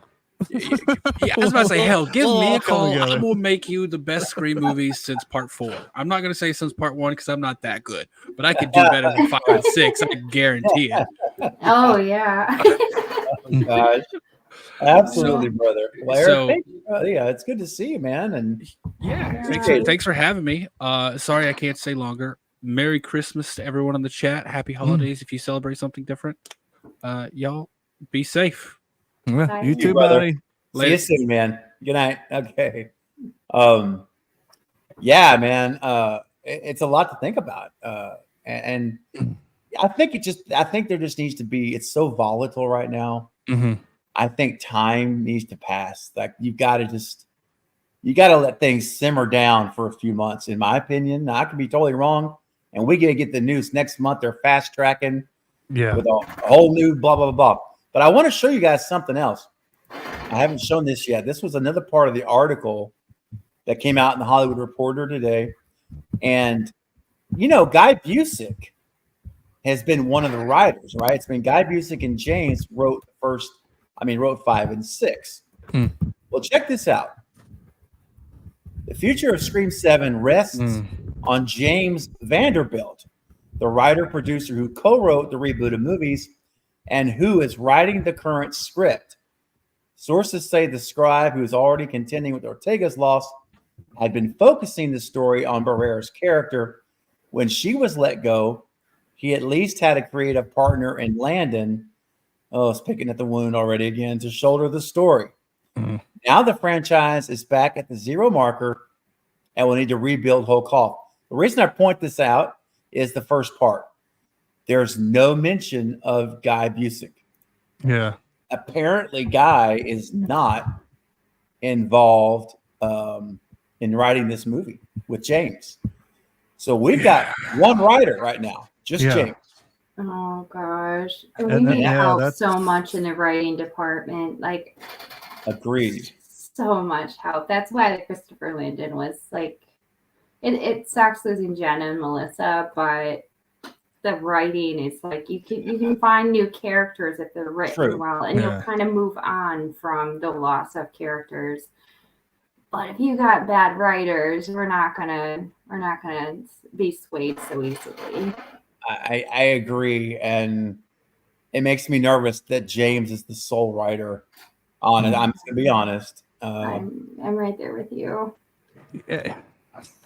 Now you see why you kind of can see that maybe there might be a reboot, because like we're putting the faith in him, and Chris left, and he always helps with writing, and he left. What is going on over there? What happened to Guy? Well, he's like, I ain't touching this one. So I mean, it really does. So we had something at my job before where we had new management. We lost more than half of our staff. And HR came in and they're like, what is going on? Why are we losing so many staff? And they started investigating it, and they found out that it was management, because management is very important to run a happy, healthy environment and have productive employees. They're seeing everyone's dropping like flies, and we're kind of identifying the problem area. They need to do something. Yeah. It's no And secret where the problem is. That's the thing. Yeah. And what the hard thing is, when it's the head of the operations is the problem. It's That's like what the head I was about guy. to say. Yeah, I mean, when you got the two, just one of the main guys, who you go above. If they have a board, that's who you go The above. board. I mean, the board would get rid of him, especially if they start losing profit. That's why people write petitions, man. Just go out there and write petitions. We want Chris back. This Chris guy, this Gary guy, he's hurting my franchise. It worked with Sonic. Sonic the Hedgehog, the people didn't like how he originally looked. There was a petition, and they changed it. And the movie was done. Yeah, and they changed it all. So petitions does work. Get this dude that looks like Scrooge out of here. It's like, because he's one of those people that thinks he knows. He don't. Right. All he knows is how to make money, and that's a bad thing. And it sucks. It's hitting this franchise because it hit every other franchise, but it finally hit this one. Something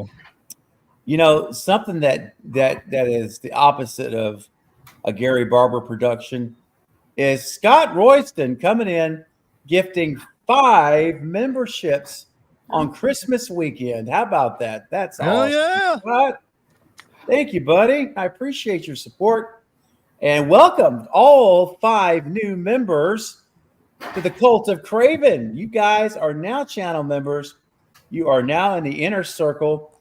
You will all get your invitation to attend the watch party next Wednesday night of Amityville Horror 2, The Possession, at 8 p.m. Central. Members only. Members only. That is amazing, Scott. Thank you. That's such a generous Christmas gift for the channel and for the community, and I really appreciate it. Yeah. And look at the folks. We've got Bobby G. Y'all. There you go. Nicholas Vargo, Carl Goddard. Hey, Carl, welcome back in the fold. Coop D. Oof, welcome back in the fold. Chicken Buckets 25. I love that. That's funny. Welcome back, or welcome to the channel, I should say. Welcome to the membership. Thank you, Scott. That is so generous of you, my friend. All right. Yeah. Mr. Zombie Joe said Ty West. That would be interesting if A24 would be doing it. I don't know if he would go from, there to, I mean, it could be possible. A director can go anywhere, but it seems like he's loyal to A24. It would be interesting, but I think it's like the same as a Nightmare on Elm Street or like Halloween. I think he's a little too artsy for Scream, but could that be the direction? Thinking that too. I don't hate the idea of Ty West being part of it. Over some directors and writers, but I don't know how I feel about that one. I'm like, but I mean, we don't know. I mean, maybe if they just want to halt on Scream 7 and Christopher Landon might got another job, possibly, and the schedules just ain't aligned. We don't know until maybe weeks. Hopefully that's the case. That you want to give hope that okay, I got this other picture that I really want to do. They want to say no, we want to wait, and then everybody's leaving, or it could just be just a big mess. I don't know, but you try to have hope because Friday 13th's in ruins right now. Nightmare on Elm Street's in limbo right now, and how it looks to Scream, it looks like it's chugging along. He's got a park right beside him. It's like, what's up, bros? Like not Scream, no. Yeah, I know. We got a film last year with this year, so. It's who knows, man. It's just like I said, it's a roller coaster right now. Just so unfortunate too, because Scream was so solid. We always have that kind of like bragging about Scream, like we're consistent. We have solid films and stuff, and now with just so many hands changing, we might not have a lot of consistency to brag about in the next few installments because I feel like they don't know what they're doing, and they're going to just start pumping stuff out, just trying to make some money. And that's the scary part. Yeah. That's the scary part. We've seen it with all the other franchises, so I guess it's our turn. Right now, it's the greatest franchise because no remake. Straight originals. Continue story. If they do like a true reboot, I know you guys were like getting into the terms and stuff. Yeah. But like if they were to do what they did like with the Psycho when they remade Psycho and it was like a frame by frame. Oh no. No. I would just be like, how dare you? The only way they can do it. The only way they can do a remake, reboot, whatever you want to call it, if they bring Kevin back and write it. It's like, what would you change if back in 96? Would people jump on board when he goes, listen, I'm going to come back. I'm going to be writing it, but I have another idea. Could that sway people like, Kevin Williams is coming back. Okay, maybe I'll check this out, see what he has, and let's just give another direction. It'd be a remake, but another direction. But I mean, I don't know. I mean, who knows what they're going to do? We don't want to remake. We don't want to reboot, recool, whatever you want to cut. But when you look at Gary Chambers, if you pull that picture up again, he looks like a guy that will do that because even though it will make money. Ghostface will make money. Ghostface is a main character. Halloween time, he's everywhere. He's as big as the rest of them. So they're at least going to make money on Ghostface alone. Shirts, figures, posters, you name it. So I guess like one of the hot questions out there, like to you two, like, and I guess the chat also is like, there was that huge divide when we found out Sydney wasn't coming back for 6, where they were like, Sydney is Scream. And then there was the other side saying, no, Ghostface is Scream. So do you guys have, like, to me, Sydney Prescott is Scream. So when we get away from her storyline, kind of Yeah. saddens me. Yeah. The story definitely Sydney, but when you think of horror and they have the villain, you think of the villain. You think of Ghostface, like Nightmare. You think of Freddy. I don't think of Heather Langenkamp, Nancy, or anybody else. Friday 13th, you think of Jason, Michael. So Ghostface is somewhere up there. It's always the same person coming back. Like it's always Michael. And that's the whole thing with Scream. It's somebody new. So it really, it could be Sydney. Without Sydney, there's no. It's just a mask. Yeah. That's all it is. It's not an actual person. It's just a mask. That's what I always said about a prequel. What's a prequel? He's getting made in a sweatshop. Right? Stitched up. No. There we go. Maybe they're gonna give us some prequels or stuff. Like we have asked for a prequel to Maureen Prescott's story. Yeah, that's what I'd want. That's what I want. I want it to go back to the original. I would even like a Christina Carpenter story. I want to know what she knew. There's potential there. So I don't want them to just completely demolish those storylines and just start plotting or putting Ghostface mass killers out in the world. Yeah. Ghostface with a rocket launcher and a flamethrower. Yeah. I want us to steer back to the roots of this franchise. And to me, just having a person with a ghost face mask on going around killing, that's not what I'm here for. I'm here for the character. So I'm sorry, I'm that person. Tie it back somehow. Right. Yeah. I hear you. I'm with you. Yeah, I'm there to figure out who Ghostface is. That's why I watch them. Oh, yeah. All right, who is it? How are they going to get me? They need to just do a show called Woodsboro. Start from the very beginning with the young Maureen Prescott, goes to California. Just make a show, and then you can have Christina Carpenter. You see young Billy, young Stu. Make a show, and then if you are going to remake it, start from there. Yeah, just start from there. You build that foundation. Okay, these are new characters. We're eventually gonna, we won't like it, but if they just change it or whatever, then you're giving us a journey. We're starting here instead of. We have all these movies, prequel, but you know how it ends unless you're going to change it. Like, so if you're going to do a prequel, that's what I say, just go ahead and just remake it, even though I don't want it. But that would make more sense instead of just, like you said, just remake, then have all these other sequels. It's like, it's scary. I can't believe we're talking about this from Scream. Well, I tell you, man. Yeah, you know what? And I was on board. I was gone for the longest time. And 5 brought me back. And then 6 got me hyped up. Now 7 got me mad. Oh yeah, I think we're all pretty upset, pretty mad right now. I got whiplash from this new franchise. Oh yeah, I didn't expect this at all. Yeah, 5 did not pull me in, but 6 did. A lot more, except for the obvious glaring plot holes that really angered me.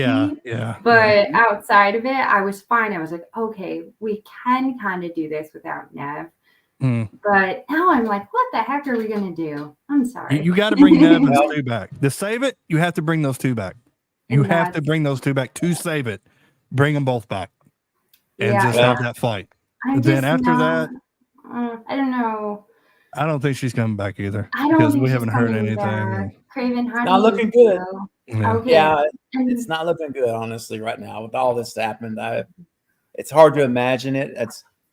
I'm not going to say it's impossible, but I think she'll probably have the largest salary of her career. Oh, they'll pay it for sure now.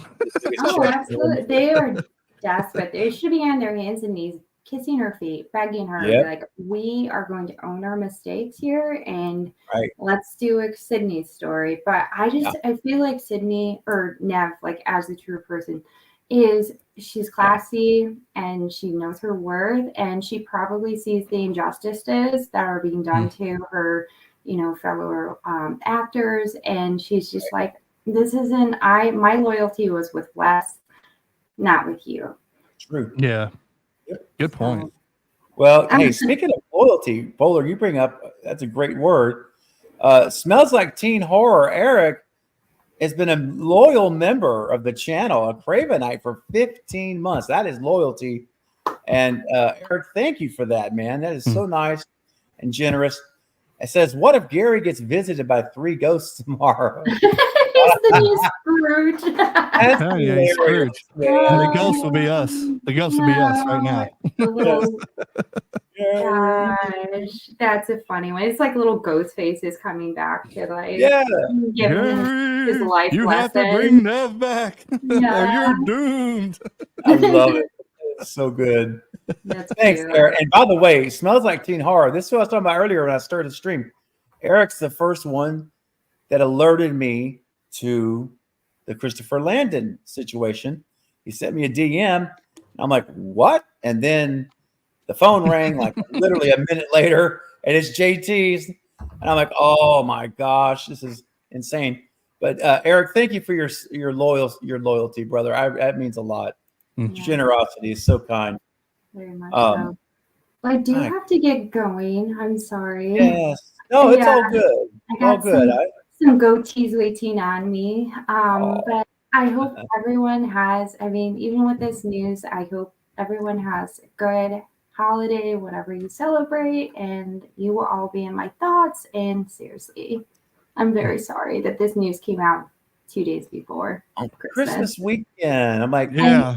Christopher, why don't you wait till like January 2nd? Yeah. Right? No, when I jumped in the chat, I was like, so my family's going to be at the table talking politics, and I'm going to be over there like, well, guess what's going on in Scream? Like every time they're getting heated, I'm like, you guys don't understand. This is going like Exactly. Her I'll hand have down. fun. That's bullshit. Gotta educate them. Exactly. You really know what's up. Yeah. Just That's awesome. it'll be fun. I'll make fun with it. But anyways, yeah, everyone have a fantastic night. Me Yes. too. Talk to you all later. So good to see you, and hope to see you tomorrow night for our little Christmas Eve get together. And we'll see how things go. But Brad, thank you so much for being here. I appreciate it. Thanks for having me. All right, guys. brother. Bye. Good night. See ya. All right. And then there was two. Yeah, see, it's down to, well, actually, us two plus another almost 60, almost 65 others. Oh, yeah. The So fans. that's pretty good. We got a pretty good. big crowd. We got a big crowd. So let's see here. I'm gonna kind of browse through the chat a little bit. All right. There's a ton of stuff in the chat, as you can imagine. Again, guys, I'm going to try to go through and look at some of your comments here. We can talk about them. Remember, super chats always go to the front of the line. I promise you that.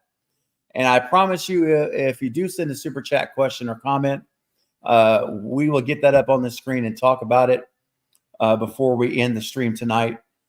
Assured. And Sarah, what's up, Sarah? Good to see you here. Sarah's one of my amazing moderators, great friend.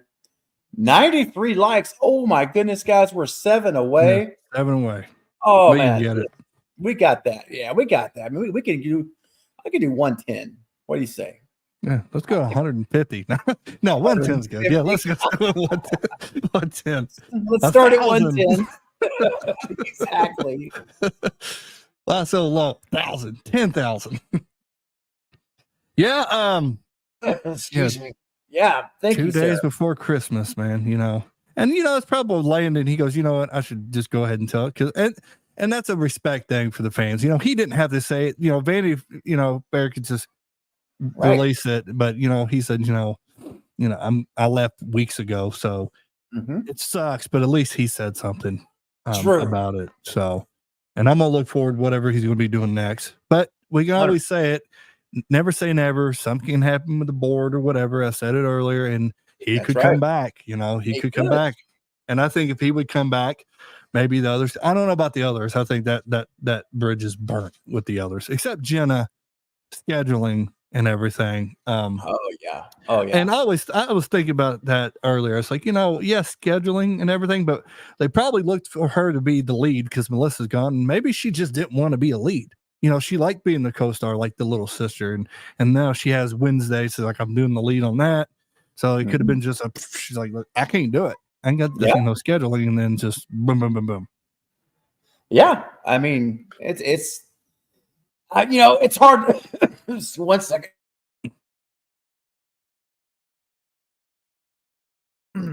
Goodness. Wow. Yeah, man, it's hard to say. I mean, maybe, but I also read that she was asking for upper several millions. Oh, so it's Offered a high offer.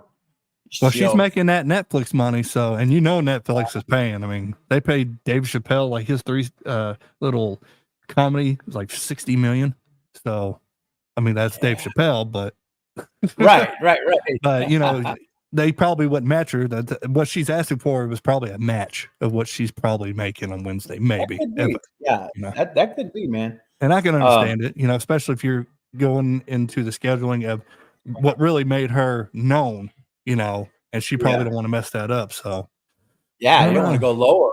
No, it's like I'm making this much, and I'm the star. There you go. So, hey, man, speaking of doubling and look here, Scott has just gifted 5 more memberships. That's 10. That is 10 memberships, Scott. Thank you so much. My goodness. Scott is helping to grow the community right here on Christmas weekend with 10 new channel members tonight. Plus, we had Wendy join earlier also. Scott, thank you, man. Seriously, brother. That is amazing. Amazingly generous of you, my friend. And let's see who got those memberships. It looks like it went to Stella G, Kat, Jenny. Destination Station, Destin, bro, you're back in the fold, man. Welcome back. Camp Slayer has also got a membership. Welcome, guys and gals, theys and thems. Thank you so much for being channel members, and thank you, Scott, for making that happen. That's so generous on Christmas weekend to be giving gifts of memberships. That is amazing. Scott, I appreciate you, buddy, and I really do. Thank you so much for that. And also Scott sent in a $2 super chat. It says, Merry Christmas, Stephen and company. Be blessed. Merry Christmas. Yeah, man. Merry Christmas to you, Scott. Have a great Christmas. If you're hanging around tomorrow night on Christmas Eve, 9 p.m. Central, remember, I'll be back if you're available to pop in the chat. Be great to see you. But if I don't see you tomorrow night, have a wonderful, wonderful Christmas. And we'll catch you on the stream after Christmas. Thank you, Scott. That is so kind of you. And JT, that means it's time for some super chat clip. A super chat clip here. Let's see. What's a good one we can play tonight? You know what I haven't seen in a while? What's that? I haven't seen Christopher dance in a while. You got that one? Christopher? La la la la la la la. La la la la la la. Dude, let me see. I don't think I have it loaded anymore. It's like we haven't seen that in forever. Oh yeah, I have the dude singing in front of his like daughter or son and daughter-in-law. I got that, dude. I got the tropical dancing. And then we've got a bunch of work safety clips. Got any of the journey? I know, not right now. I had to swap them out. I got taste the biscuits, spicy mustard. I got Bobos. What else? Anything else? I'll be there. Got the Stew Train official music video, and I got the Magic Carpet Ride. Singing on the magic carpet. That was funny. Yeah, any of those ring your bell, or you want me just to surprise you? Just surprise me. Because they're all good. They're all fun. They really are. Here's one of my favorites. It's, it helps us be aware when we're grocery shopping to make sure we count our items before we hit that express lane, because a lot of people try to abuse it, like this gentleman right here. Hey, mister, not so fast. What's wrong? You see the sign? So what? Well, can you read it? Don't you? You're not allowed in this lane. It's what are you 10 doing? items or less. She takes her job serious, man. Yeah. If that actually had employees that actually did that, Oh, this is funny. Julie says, I think of this clip every time I go to Express Checkout. I love it, Julie. That's so great. I love that. I got some requests for Bobos. You know what? Scott gifted 5 memberships, man. We're going to play another clip. All right. And let's do it. Bobo number 4, by request from the chat. Here we go. I'll make your bub-bubs bounce. I'll make your bub-bubs bounce. Let's go. Let's go.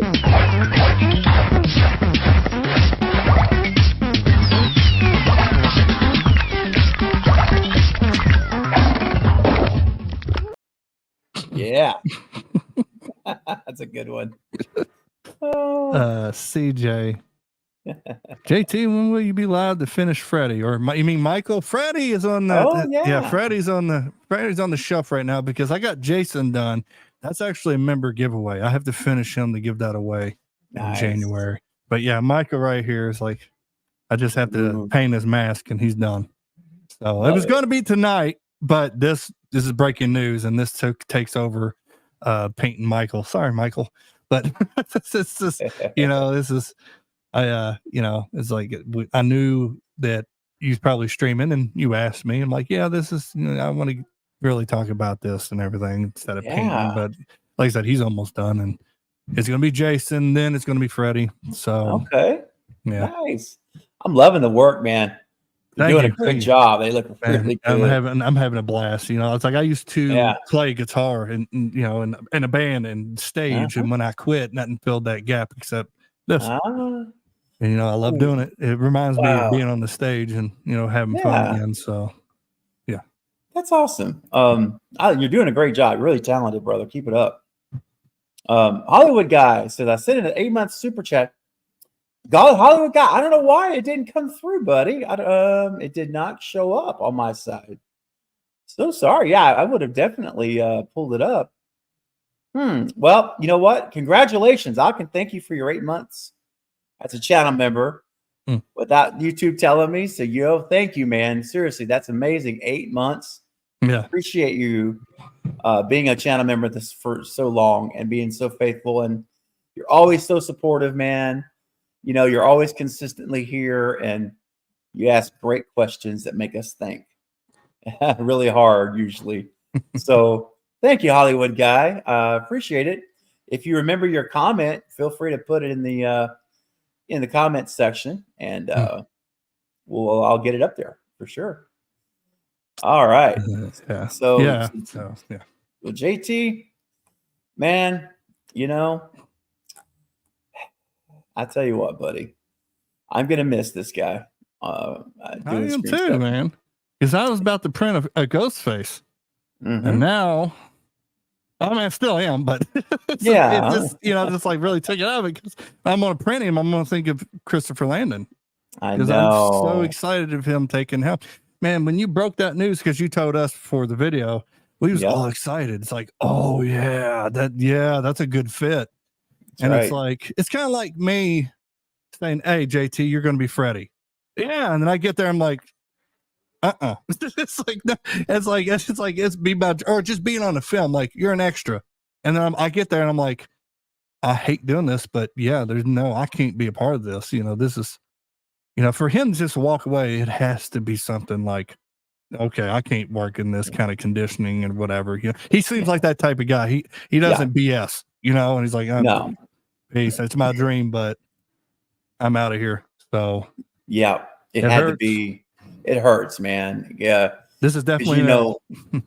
It is. Definitely an L. Definitely an L for us as fans, and and I don't blame him. I don't blame him whatsoever. I think it was the situation, and we don't know all that was involved behind the scenes that could have went into this decision. But knowing how much he appreciated the opportunity, it had to have been, it had to have been a lot for him just to walk away. It would not be something that would lightly be done. So, it's sad. I'm gonna miss the opportunity. Not trying to be another downer, or bring us down or anything, but it's just I think we're all feeling that.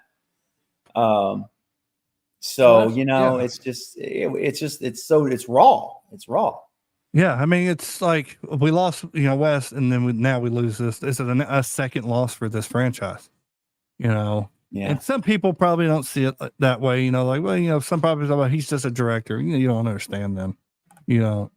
You just don't understand. No. I get people saying like, oh, it's just a director, and I get it. If they are not really moviegoers like us, especially in horror.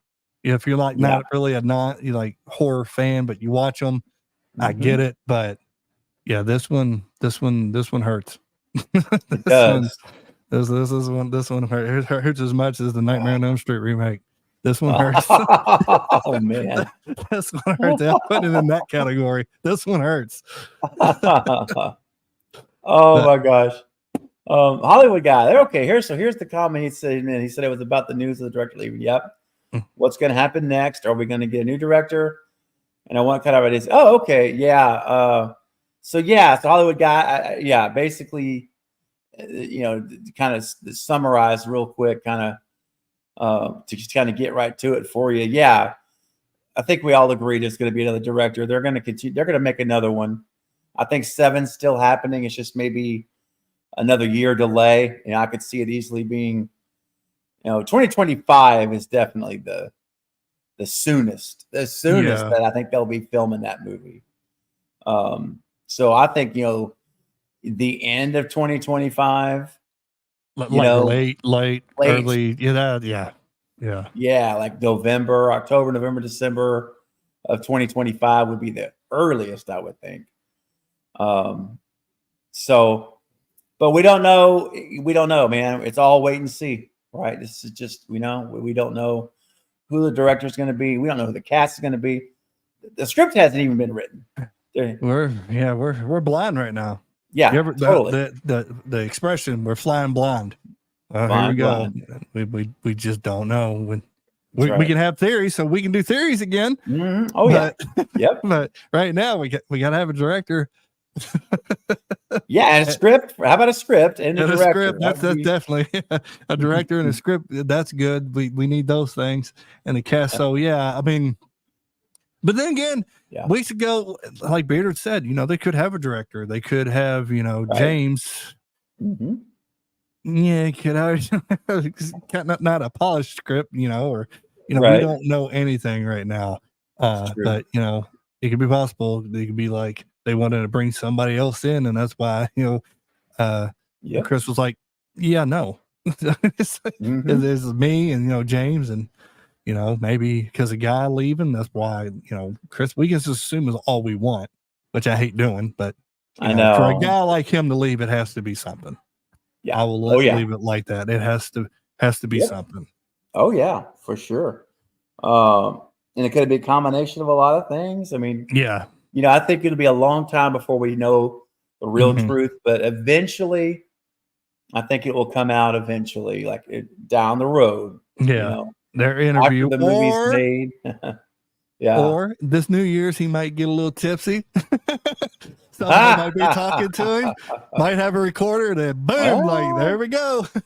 I mean, those things happen. They happen all the time. I don't remember saying that. Well, you was drunk as all hell. Okay, well, right? I could have said that. Here, let me show you one of truth serum. Well, not even that. I was going to say, let me just show you one of the 25 phones that were recording you.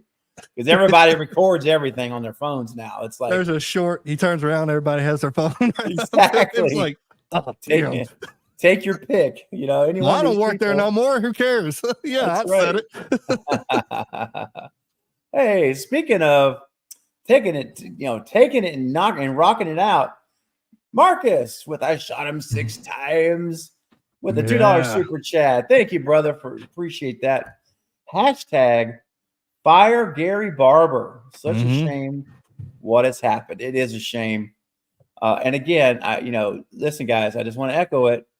Responsibly do it. I don't want to encourage anything crazy, illegal, or just, be respectful, but let your voice be heard. And you can message Spyglass on social media, Twitter and Instagram. Just put in Spyglass Media in the search engine. It'll pop right up. You'll see it. And just let them know that what Gary's doing is unacceptable, in your opinion as a fan, and that change needs to happen. And if I think enough people do it, it might get the attention of the board. Oh, yeah, because that's the attention, the board. That's who you want them to want the people to look at, or the people. is the board. If there's a board, that's who you want them to hear the opinion, because they will do something like that. Just a vote. A simple vote. It's like, you're out. Yeah, 100%. And don't get Bob Eager either. I'm putting that out there. But then again, I think Bob Eager might be a better choice right now. Because Disney's, it's kind of, he might take a pay cut. But no, man. this is just a bad decision. And let's say if they're fine with, and that's kind of scary if you want to talk about the board because of what's going on and nothing's said yet. It's like, do they care? It's always, or is it just, well, it is about money. That's their goal. Money. You're muted, buddy. There we go. Again, yeah, that's Nice. you're 100. I know, darn mute button, but you're absolutely right. I mean, you know, honestly, I think if you were to be an employee at Spyglass working for this character, I think this may be kind of your default mood every day at work. Oh, yeah. That's a good thing for that picture. Exactly. I mean, expresses everything in a visual. You don't even have to it says it all. You know, the sourpuss face that says it. Yeah, I had to think of a reason to show that. I hadn't shown that in a long time. You know the part in the Grinch, Jim Carrey, the Grinch Stole Christmas, when his heart grew and he started crying. Dude, I haven't seen the Carrey version. No, the Grinch, Jim Carrey. You never saw Jim Carrey version? The Grinch. I haven't seen his. There's a thing where his heart grows like them, and he starts crying. That's the employee of Spyglass when they wake up, the light goes off, and you just start crying. Dang. So yeah, it's like I couldn't imagine. I couldn't be the dude's secretary. I couldn't imagine. Yeah, no. He just has one of those faces. You don't mean to be rude, but you don't want to judge a book by its cover. But just looking at him, you're like, yeah, you could tell he's just a straight up. No. Yeah, he looks. He has a kind of look that one of my old bosses did. That was really the guy with the remote. Yes, yes, the guy with the remote. That's the one, dude. Good callback. Yes. Oh my gosh. Let's see, Marcus, brother. Thank you for your super chat. Merry Christmas, brother. I hope you're having a great Christmas weekend. And let's see here. You know what? We haven't pulled out the spicy mustard, man. We got to get. It's been 2 hours with no spicy mustard. Yeah, and we got to do this. So if you're new here, get ready. We're gonna rock your world with some spicy mustard. Crank it up. And for those of you who know what I'm talking about, let's see those hot dog emojis. Here we go, guys. Crank it. Do you feel the hunger tonight? Are you a little hungry? I wanna be a hot dog. Be a hot dog tonight. I'm a hot dog. If you wanna take a bite, Hot dog. spicy mustard, and you can because I'm a hot dog. Wow. There you go. Oh gosh, that's great. Appreciate it, brother. Let's see. Ghostface Fanatic. Good friend Ghostface Fanatic coming in. So I got a question about Melissa Barrera. Okay. Do you feel she got done dirty? I feel she did. I was thinking if she deleted that post, why did it matter? Oh, I see what you're saying. Yeah. I don't agree. Look, I'm not going to talk about political views. That's not, I don't do politics on this channel. There's plenty of channels for that. But I will say this in terms of someone having a personal social media account, speaking their own personal opinion. Like I'm not speaking on behalf of Spyglass, right? I'm not on the company's social media page. It's their own, nobody else's opinion. It's their own opinion. The way I understand, unless you're spitting out hate speech and things that are illegal, obviously, then the way I understand it, you are protected as free speech. And to me, that's a First Amendment thing that we all have. So in terms of looking at it that way, JT, I do not agree with the decision that was made. Personally, again, not commenting on what she said. I'm commenting on a bigger picture. Just that, unless it's an illegal type situation, like, language and hate speech, that kind of stuff, then you should be free to express yourself. Yeah. On your own personal stuff. So that's my thoughts on it. I mean, I totally agree. I mean, you could say whatever you want, I believe that. But you, at the same time, you kind of got, where she's at, and her career, and, Scream 6 is a big thing, you still kind of got to watch what you say. Because, I read what she said. I'm like, I don't know about that, and I'm not going to talk politics because I have a whole thing about this whole ordeal, but I'm not going to, but yeah, you have the right to say anything, but at the same time, it's kind of like me being a boss. I'm salary. So no matter what, I still have to kind of watch what I say, because no matter where I go, I'm still, I'm representing the company. Now, are they seeing it that way because, she already probably got paid for 6? Who knows? But yeah, she did get done dirty. But at the same time, I said it before, you still got to watch what you say sometimes, because, and look what happens. I think what it was, they got scared and afraid of a comeback, and they just got rid of her, which made it worse, so. I'm not defending them. I'm just assuming this is probably why they did it. It's like, oh, that's something's going on over there. Right. We don't want to go it. And she's saying this and that and that. So, yeah. She was, but at the same time, if you're an actress and have a big following, you have to put your words together carefully. I will say that. That's fair. So that's a fair point, JT. I mean, you have to always be thinking about, at the same time, like, there's a saying I tell my daughter, and as any parent, you probably relate to this. Just because you can does not mean you should. Yeah. Terrifier. You can, because there's a lot of gore. Don't have to. Because you can, you don't have to. Don't have to. And yeah. So that's kind of like, I think that's kind of the same thing. So yeah. I mean, and the thing is, was she saying it out of, love, or just straight up, she was just pissed off, and there's way you weren't, like, if you was saying it passionate and you really care, which I'm not saying she didn't, that's the problem with, like, writing tweets, like a text. I can ask you something, you say, yep. Now I could take it, oh, he's mad because he just said, yep. Or, okay. You know what I mean?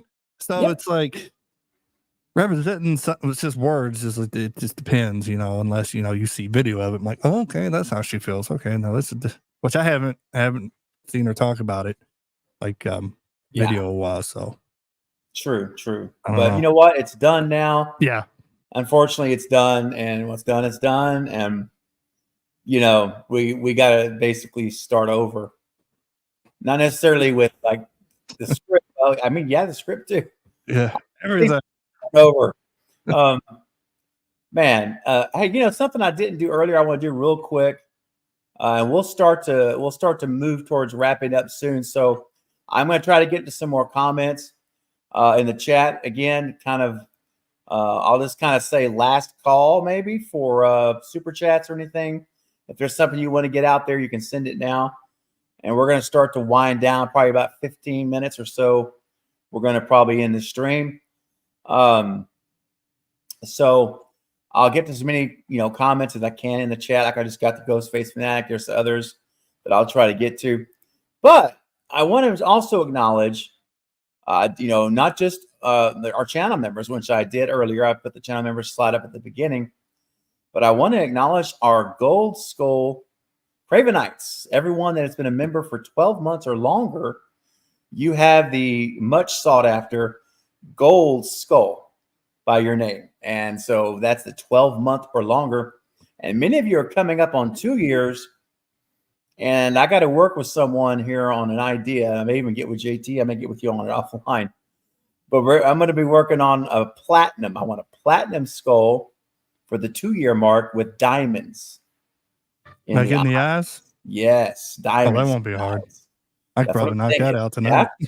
Really? Yeah, I could probably knock that out tonight. Ooh, Like if you bro. just send me like Okay. the PNG of the skull. Oh yeah. Yeah, I can knock yeah. that out. Yeah. dude. Okay, that's awesome. I'm excited because I think platinum would be awesome for the 2-year. Yeah. And That's where yeah. I would go. Yeah. Now are you thinking like a sky blue or for platinum or what? You know what? Let's talk about it. Let's talk about that. Okay. Because I haven't really thought about that part. So yeah, let's kick some ideas around and see what we come up with. Okay. But in the meantime, no one's hit it yet, but they're getting close. Here are all of the Gold Skull members, all of the Cravenites who have been a member for 12 months or longer, supporting the channel every single month. You guys are amazing. And I want to give you guys a special spotlight right now. So everyone, please pay attention to all these folks. Thank you guys. That is so amazing. Blows my mind every time I see it. That you guys are being so faithful. It's just the kindest thing. Val says, Gold Skulls rule. There you go, Val. That's right. I love it. And Ghostface Fanatic is coming up on 2 years. You sure are. And Paula says, I'm here, Craven. Hey, Paula. Good to see you. All right. But yeah, it's this is kind of thing where I just want to take an extra dose of Tylenol and go to sleep. Because it's gonna be okay. I promise you somehow or another, I'm still gonna hold out, like we talked about earlier, if we get an Eli Roth or we get something like, like Tyler or Carlos, I would have some faith restored again, but it's hard, JT, when you're in limbo. Dude, I know. I mean, it's hard because it's hard. It's like, I don't want it to go there. My dude's still there, so I mean, I don't count the remake. I count 97. So my guy's been in limbo since 97. So, and I don't want Ghostface to be there because it's a fun movie, and when you have to use your brain instead of just showing up, okay, you're gonna be a lot of kills. Who is it? Who would have the most? Why would this person kill this person? Who's he? Why would he be there? Or who's he related to? What happened? You don't get that anywhere else except Scream. Now, other people are doing it, like Thanksgiving's doing it, but when you see Thanksgiving, you remind yourself of Scream. Like Wonderful Knife. Who is it? So that's what whodunit is. You automatically will think of Scream. That's and of Ghostface. So that's right. It's like that. Yeah. But yeah, I'll have faith. I just all eyes are going to be on them. Yeah. We're always going to probably every day think if there's news, and that's all we can do is go on from there. It's like move on until we see something and hear something, and either we're going to be excited or we're like, I know. I know. Two options. That's it, man. It's either good, but I mean, it makes you kind of after like today. What's going to happen next? Remember, it's like tomorrow's Christmas Eve. Well, I'm going to be I'm not pins and needles necessarily, but I'm going to be watching all the outlets tomorrow just to see what, is Spyglass going to respond to this announcement by, like Eric pointed out earlier, was a good point. If they already have a director and they haven't announced it yet, well, this may prompt them to say, you know what, we need to do more damage control right now, and we're going to make the announcement. Yeah. So I don't know, man. At this point, tomorrow we may find out Eli Roth has signed on to write something, or this person, and whatever. Wes Craven's son's coming back to, or coming to write, which, it's like that'd be interesting, but it's like still need a director. Exactly. Yeah. Director. Here's the thing. If they was going to make an announcement, they probably, if I'm just guessing here, they'll probably wait after the new year, new ideas, new direction, do the whole new cliche, Yeah. here's our resolution. We're going to make Scream better. Well, right now, last year you dropped the ball like a week before the year is over. I mean, Thanksgiving week, Melissa's fired. Yeah. The next day, Jenna was gone. And I'm like, are you serious? And then not even a month later, almost a month, about a month later, Landon's gone. You know what? Yeah. Look, And I'm gonna watch you, see what you're gonna say, because I'm paying attention to I was like, I just woke up and got the news. It's like I already know he knows this, but hey man, I heard it in your voice, man. It's like, yeah, I heard the news. I'm like, yeah, buddy, you got me as raw as like you could catch me at that point. yeah, it's fingers crossed, but I don't know. Fingers crossed. I mean, it's not like we're not throwing in the towel. No. But we've taken a gut punch. Let's put it that way. Oh yeah. We're feeling it. Yeah, we're definitely feeling. It's kind of like when somebody just barely taps your sack and it feels like you're going to puke. Oh, God. That's what I'm feeling. That's what I'm feeling right now. It's like you kind of want to puke, but you're hurt. Have you heard from Knight? Have you heard from Knight about this? Yeah. Actually, I texted him earlier, and he responded back, and he's aware. And we just chatted for just a little bit on the text, and yeah, he's bummed out too, man. It's just, I mean, I don't have my lighter. I'd light a candle, right? It's like, because I got a candle, I just can't find a lighter, and I was just light one for. It's like, well, this might be morning right now. The flag is half mast right now. That's a good way to say it. Half mast. Yeah, and then hopefully we be pulling it back up. Yes. Well, I don't rush it. I don't want to rush. Take your time and take your time. That's right. There's no reason to rush it at this point. Mm-hmm. In fact, you could make an argument that they'll be better served waiting longer. Oh yeah. Get further away from all of this. Yeah, let this die down a little bit. That's a good point. Let it die down a little bit, then pick it back up. That's right. Yeah, man. Don't be too quick. Because that's going to hurt worse. It's like, see, they don't care because they rushed the movie. That's what they're going to hear. That's what they're going to hear. Right. Yeah, just like, you know what? No, we're gonna try to do this right.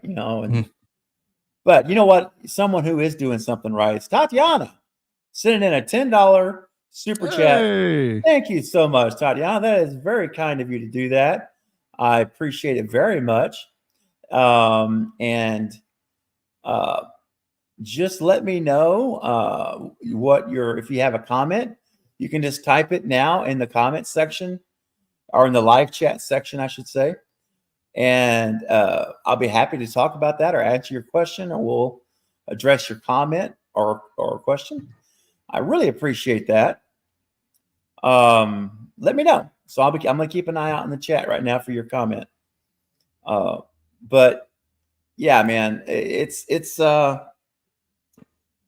not it was just, like I say, completely unexpected. I was, had my mind completely on something else at the time. Mm-hmm. It's a sucker punch. Yeah, it's a sucker punch. Nobody saw this coming.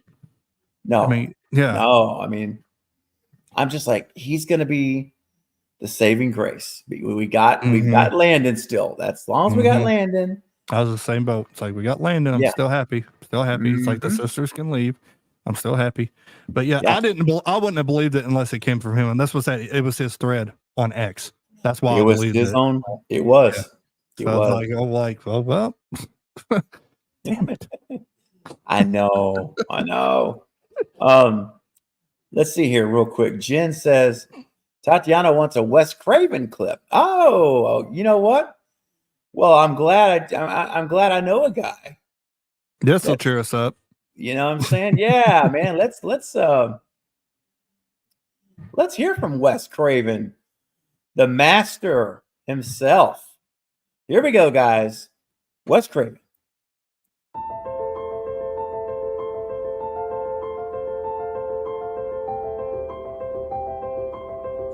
What I think is you're dealing with fear. Basically, you're dealing with fear, and you have to get through to those fears. And in that way, you have to know what people are really afraid of these days, as opposed to even 10 years ago. And then you have to cross the line so that you can elucidate those fears in a way, put them into a film in a way that goes beyond necessarily good taste or what is proper in the society to speak about or what the MPAA feels comfortable allowing you to do. You have to go into those sort of forbidden areas. And so you're probably off the box, you're going to be making a film that's upsetting to adults and to the establishment. So people often ask me, why do people want to go and be scared? And my answer is that people don't want to go and be scared. They are scared.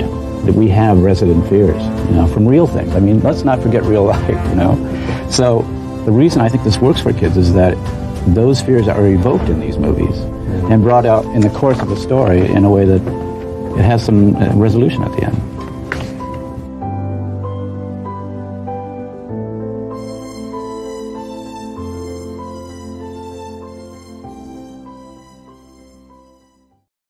Man, He gets it. he I thought does. about him the other day. I was talking about him the other day, and guys at work was like, we're talking about Wes Craven. It's like, what movie would you like to see him do if he was still alive? And I said It. Interesting. Because it's like, get him, because he can, what he just said, get what people are afraid of. It's like, and get Wes Craven to do a clown movie, I think would be terrifying. And it'd be interesting because, he did, the supernatural, kind of did with Freddy. I was like, he sure did. Yep. So it's like, yeah, he can probably pull off It. I was like, damn it. Why do you have to go be gone? I know. Seriously, like, Wes, really? Yeah. Like, why? Right. He could have been here directing 5 and 6, and yeah, imagine what those movies would have been with dude. Wes Craven at the helm. Oh my gosh. Well, Dewey wouldn't have died. No, I can say that he'd be alive. We probably would have got Stu back already. Honestly, I think he would actually did his 3, what he really wanted to do, a part 3 in a way. Maybe might have. Because he wanted to remake People on the Stairs. Well, that would have been exciting. Because you don't hear that a lot when a director wants to redo his own work. Yeah. So it's like, but he's really. That's why I say he is the master of horror. He really is. I 100% agree with you, man. And there's something about all of his movies that you just see the competence. You see the mastery of his abilities. Just watching it, you're like, oh, this is just done so good. And his misdirections, he's panning the camera here, make you think, all right, I'm looking there, but he's going to hit you here. He was always great at that, Totally, man. I mean, man, it's just, it stinks, brother. I just I hate that he's gone.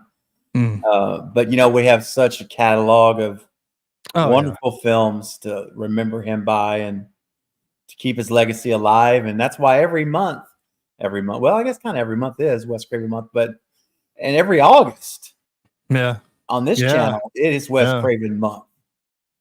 And we watch at least 5 to 6, 7 Craven movies throughout the month, man. Because and you miss him even more when you watch. It's like, we don't get this anymore, and we don't. It's all like flashy now, It's not just that, just real artist, of what he did. Everything. He's like, you really appreciate it, he was just good. I mean, that's why I put him over, and I know it's big, and I shouldn't be saying it. I put him over Alfred Hitchcock. I really do, because I loved his films. You was watching a Craven film, like a Quentin Tarantino. You're watching his. He just had that style. What kind of film he was watching. Yeah, just watching it. You didn't even have to see Wes Craven. It's like, oh, this is Wes Craven did this. It just had that feel. That's right. No, I can't dispute that at all. It does. It has its own feel, vibe to it, and you see his little signature things like here and there, and it's like he's autographed the movie. Yeah, it's just, and nobody really does it. I mean, no, to my standard, I know people do it, but to me, it's like, it's just, there's no, except Quentin. Quentin's the only one still around who does it, and Christopher Nolan. You can say Christopher Nolan as well, but we're sticking with horror. So horror wise, you still got Carpenter, but he's not really doing much lately. No. So he did some amazing things, but it's been a long time. Yeah, which is a shame too. Because he could have made a lot more great movies Oh yeah. last 20 years, man. You know? If he really put his heart in the Halloween franchise, like Mhm. really wanted to do what he wanted to do, Yeah. I think Halloween would be a lot better. Because what I always said, and I thought about this, and I want to get your opinion on it. Like if you look at what Halloween for me was missing was like when you're watching like Nightmare on Elm Street, you got that Freddy. It's like you had Robert Englund, all the films. We had that. It felt like a Nightmare on Elm Street. Friday 13th, we had 4 Canes. Kane was in it 4 times. It felt like a Friday 13th. Pinhead, Brad Bradley, all those years. Yeah. But Halloween didn't really get that until David Gordon Green days. Then it had that same feeling. It's like, okay, this is Halloween. This is, it was always somebody new. And I think that's what Halloween kind of dragged off, because it was always some new person playing Michael, gave him a different style. And with the last 3 Michaels, we had a consistent Michael. And I think that older, that's what I realized, because it's like Halloween really didn't have that consistency, really. I mean, that's a good point. Like, and that is a big difference, man, because John Carpenter, like the first Halloween, I love that movie. I still think it's a masterpiece in my book. Yeah. And he did write the second Halloween, but he didn't direct it. No. He and wrote it. And Nick Castle wasn't in the second one. No. So there was it's like you didn't have that consistency until David Gordon Green, even though we could, a lot of people like ends, and that's okay. I'm like 50-50 now, but at least Michael was consistent in those 3 films. It felt like, okay, this is a trilogy. And when you look at 4, 5, and 6, and Halloween, not it wasn't really consistent. I mean, come on. No, it wasn't. 6 took a hard turn, with the cult, but it did. But look, I gotta be honest, and I think I may be in the minority, but those movies have grown on me. Oh, they did me too. I mean, I really like them. I mean, I don't like 4 as much. I think 4 is the least one I like. Yeah. Okay. The Mask is what did it for 4 for me. I didn't care for the Mask for 4. Or was it 5? What about 5 is the alien mask. They're stretched out. Yeah, 5. That's is 5. Yeah. That's 4 was not that mask. Was not 4 that really bad. wasn't as bad, but it's like he lifted his shoulders like Michael didn't have a neck. So I was like just push him down there, Michael. It's just, but it was 5. And 6, he was terrifying in 6, but it's like they didn't really, for me, and this is my opinion, is it wasn't really consistent until David Gordon Green. And I'm talking like Michael, not just the story, just Michael was consistent on this. It was, and that's what I respect David Gordon Green, because at least he made Michael consistent. Even in the third one, he wasn't in as much, but it was still Michael that we knew from the past 2 films. And he was getting there, but now who knows? But he finally joined the club of consistency with the other killers, And I think who holds it is Doug Bradley and Robert, because they, Robert did 7 plus other things. Doug, I think, did 7 or 8. So, we don't get those anymore. I don't, except Scream, and now it's like we's working on 7. Yeah, I mean, so who knows? 7's going to be a new chapter. It was going to be one with Christopher, right? So it's going to be a new chapter. If we could just get a good director, and who will be there for more than one movie. At least Radio Silence, they did those 5 and 6. They said it was the same directors. Yeah. And it was and it was consistent. It's like, I think that for me, that's the biggest thing now, is being consistent. Have at least, I don't want an Emmy award winning story, but give me just a decent story that's like, okay, this makes sense. Not like, well, what about this? Well, now what about this? Well, why would you do that? That's what I don't want. And then, well, we have awesome kills. So, yeah, but you have more potholes than a road. So yeah, start with the director, take your time. Spyglass, because you watch this stuff, take your time. Take your time. Pick the right guy. Don't listen to Gary. Just No. just listen to Gary and just go and think about like shopping or something. Like I need milk, I need to Yeah. get lettuce, I need to Exactly. yeah, Gary, yeah, absolutely, I agree, yeah, and I need to get yogurt. That's how you do it. Or just say Oh, no and walk away. that works too. Tatiana, thank you. You're very welcome. Thank you for your super chat. That was very generous. Hope you enjoyed the Wes Craven clip. That was I sure did. I did. Yeah, it was great to see him. Hmm. Let's see.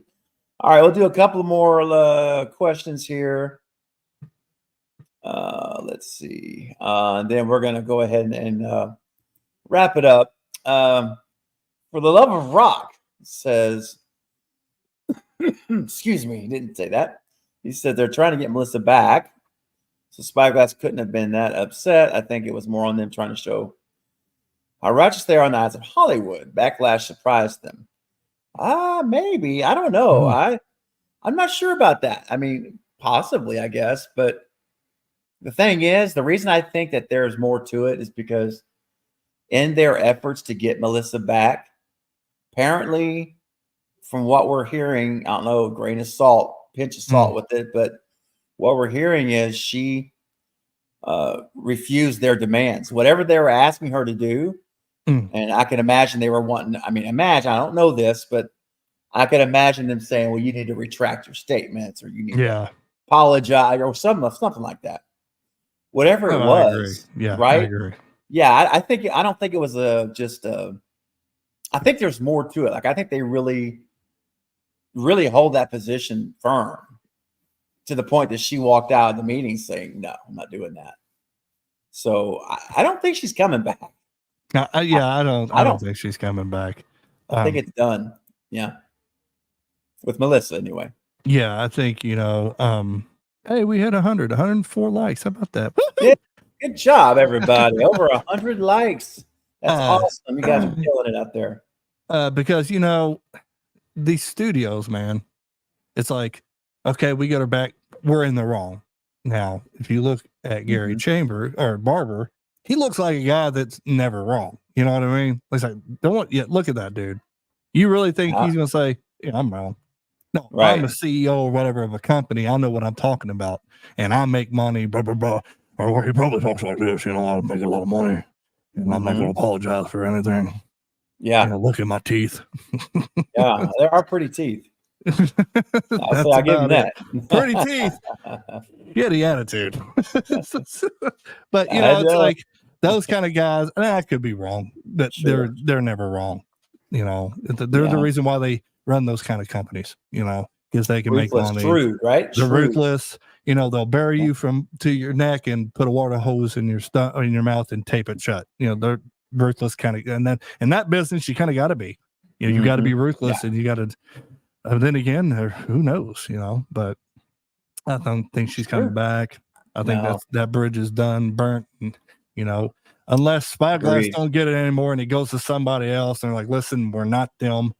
Let's do this." I don't. I think she'll probably never work for Spyglass, as long as maybe he's running it. So yeah, I think that's the key, right? I think if he wasn't there, then I think that, it changes things. But I agree. I don't think she'll ever come back to Spyglass film with him there. No. I mean, I doubt it. Highly doubt it. Unless there's major bridge mending. Yeah. Relationship mending. And now the Spyglass, are they doing the Universal movie? I think she's actually doing Dracula's daughter. I think that's the movie she's doing. That's not Spyglass is as they work with Paramount. That's Universal. Universal. That's right. So studios. That's why. So, but the directors from 5 and 6 is directing the unit. Yes. Yeah. Radio Silence. So, and Gary Busey is writing it, by the way. Well, there you go. So, yeah. So she's not going to be hurting folks. Trust me. Yeah. She left this. She's making Universal money. I mean, Universal Pictures and the Universal Monsters, they're money makers. Yeah. So that's right. She'll be just fine. Yes, I agree. Real quick, Real Cinema Lemons is taking off. Good night, Craven and JT. Merry Christmas. I'll see you later. Never forget lemon fly. Say it live. Good. Take care, man. That means Merry Christmas. Merry Appreciate it. Christmas. Oh, that's awesome. And Tatiana says, I was sad about the news, but now I'm smiling thanks to you all. Oh, that's what it's about. And Yep. I'm so glad to hear that. I hope you Craven feel better soon. Thank you. JT, it's great to know you. Best panel. All right. Well, I'm thank glad you enjoyed it. Yeah. Yeah, this is why we do it. Craven, that's right. Your channel brings so much joy. Well, thanks, Tatiana. That means a lot. Seriously. Trust me, it really does mean a lot. And that makes me feel better too. You know, that makes me smile and feel good. So appreciate having you. And I can't wait to see you. If you're available tomorrow night, guys, again, I just want to throw a reminder up. We've got the Christmas Eve horror hangout tomorrow night at 9 p.m. Central. We're going to hang out for a couple of hours and we'll help Santa find his way to ring in Christmas. And I hope you guys will be here. We're just going to be hanging out. We may play a game. We may do a ranking. We might do a versus. Who knows? It's just going to be. You just got to show up and be a part of the party. All right. So 9:00 tomorrow night, Christmas Eve night. And it's going to be a party, especially when all the family's together. Oh, yeah, buddy. It's going to be fun. Tell you that. We're going to have a great time. Well, we all might be in mourning because who knows what's going to happen tomorrow. Well, Spyglass sold it to the Weinsteins, something, Scream's owned by the Weinsteins or Disney. I'll tell you what, if Scream's owned by Disney, I quit. I quit. Could you imagine? Hey, JT, Kathleen Kennedy and Gary Barber on the next Scream, in charge of the next Scream film. That's a celebrity death. What was that movie called? Celebrity Death Match. Death Match on MTV. Yes. Yeah, that's what that is. Oh, and not in the worst possible way, too. I would sit there with popcorns like, this is the Scream 7 that we should have got. Here we go. Yeah, totally, dude. Move, Bob, God. You're in the way. Don't try to stop him. He had this coming. Dude. Yeah, but yeah, if Disney buys Scream, I quit. I will never watch horror again. I'll just stick to comedy and action movies with cheesy lines because I was like, I just imagine waking up to Scream's owned by Disney. What? And they like going PC, so yeah, right. Oh gosh. Well, I'll tell you something. You don't have to worry about Disney taking over is my channel. And tomorrow night, there it is, Val. Thank you for that. Guys, click the link. Do me a favor, click the link. There's still over 50 people here. If you click that link, hit the thumbs up button. Let's get those thumbs up to like 50 right now. We can do it right now, literally. If you just click it and hit thumbs up and set a reminder for the stream.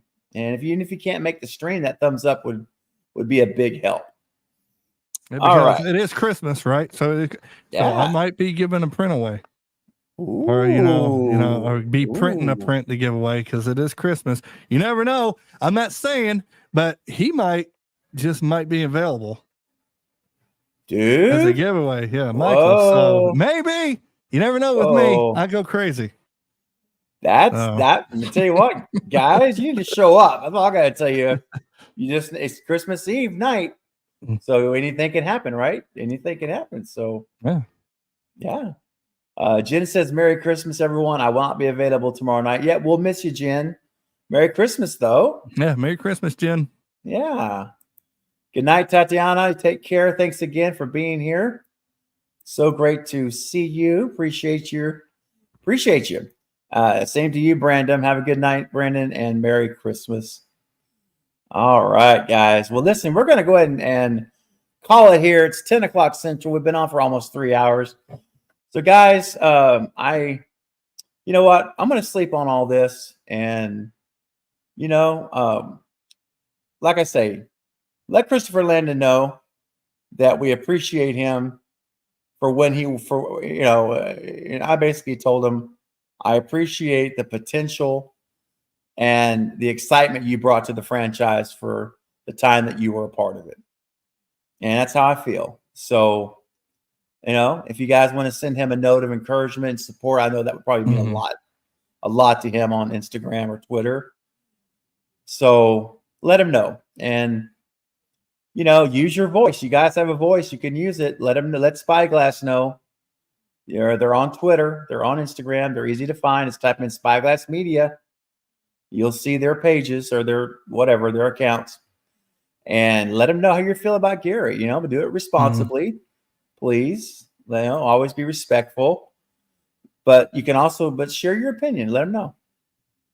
I certainly did today. I did on both Instagram and Twitter. So anyway, guys, be sure you subscribe to JT's channel.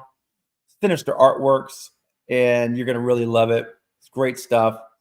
You saw the stuff he's making. He's always making stuff, painting, or airbrushing, or actually like literally 3D printing. And that's the big one right now. That's really the channel now, is 3D printing. It is, man. That's what it is. I'm always printing. I'm printing right now.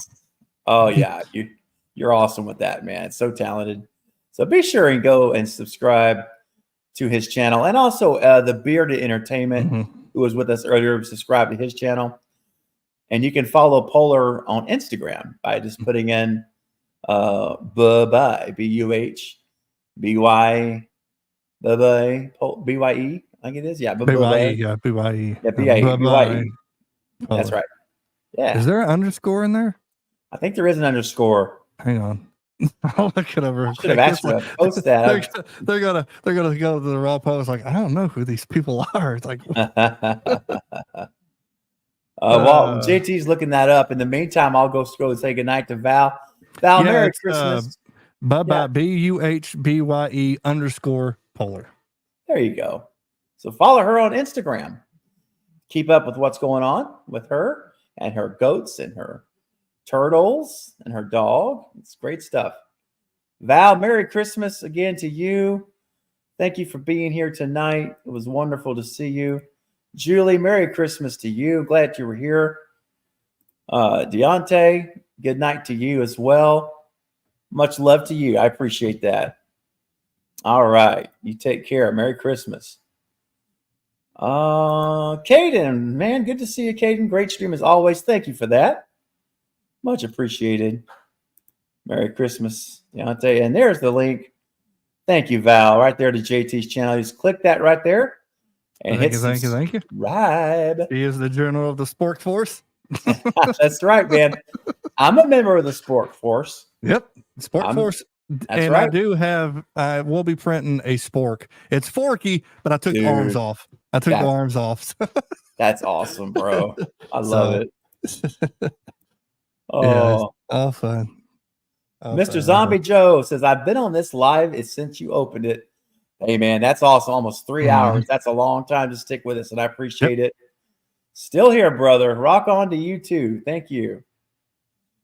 And ZZM, what's up, man? Mary Slashman, same to you. Right back to you, buddy. People was like, what the hell's a Sport Force? I mean, you gotta go to his channel. You gotta go. Figure it out. You'll figure it out when you go there. Explore around. You'll see. So you hit that subscribe button and then that join button, and you'll get to really get to see what the Sport Force is because about. sporks and horror fans are in common. There's not a lot of places for a spork, and you can say same thing for horror fans. So it's true. This is true. But sporks is good for ice cream. I did find something. I mean, it's good for ice cream. That's about it. You can make it work. You can make it work. And so is horror movies. You can eat ice cream watching horror movies. Oh, so, yeah. See, I made a connection there. Because I'm dumb. All right, everybody. JT, I'll meet you backstage. Everyone else in the chat, you guys were awesome. Thank you for your super chats, gifted memberships, anniversaries, and just all around awesomeness. You guys are always the best community on YouTube, hands down. And I'm proud to say that. And I love you guys. I hope you'll be here tomorrow night at 9 p.m. Central for the Christmas Eve hangout. If you can't make it, I understand. Have a Merry Christmas. But if you are able to make it, we're going to have a good time. Just hanging out with family, ready to ring in Christmas. It's going to be great. So I hope to see you all then. And otherwise, Merry Christmas, everybody. And we will see you either tomorrow on the next video or the next live stream after that. Good night, guys. Thank you all. Merry Christmas. Hey, you have been watching Craven Something Scary. This is Lee Waddell, the original Ghostface, thanking you for stopping by and checking it out.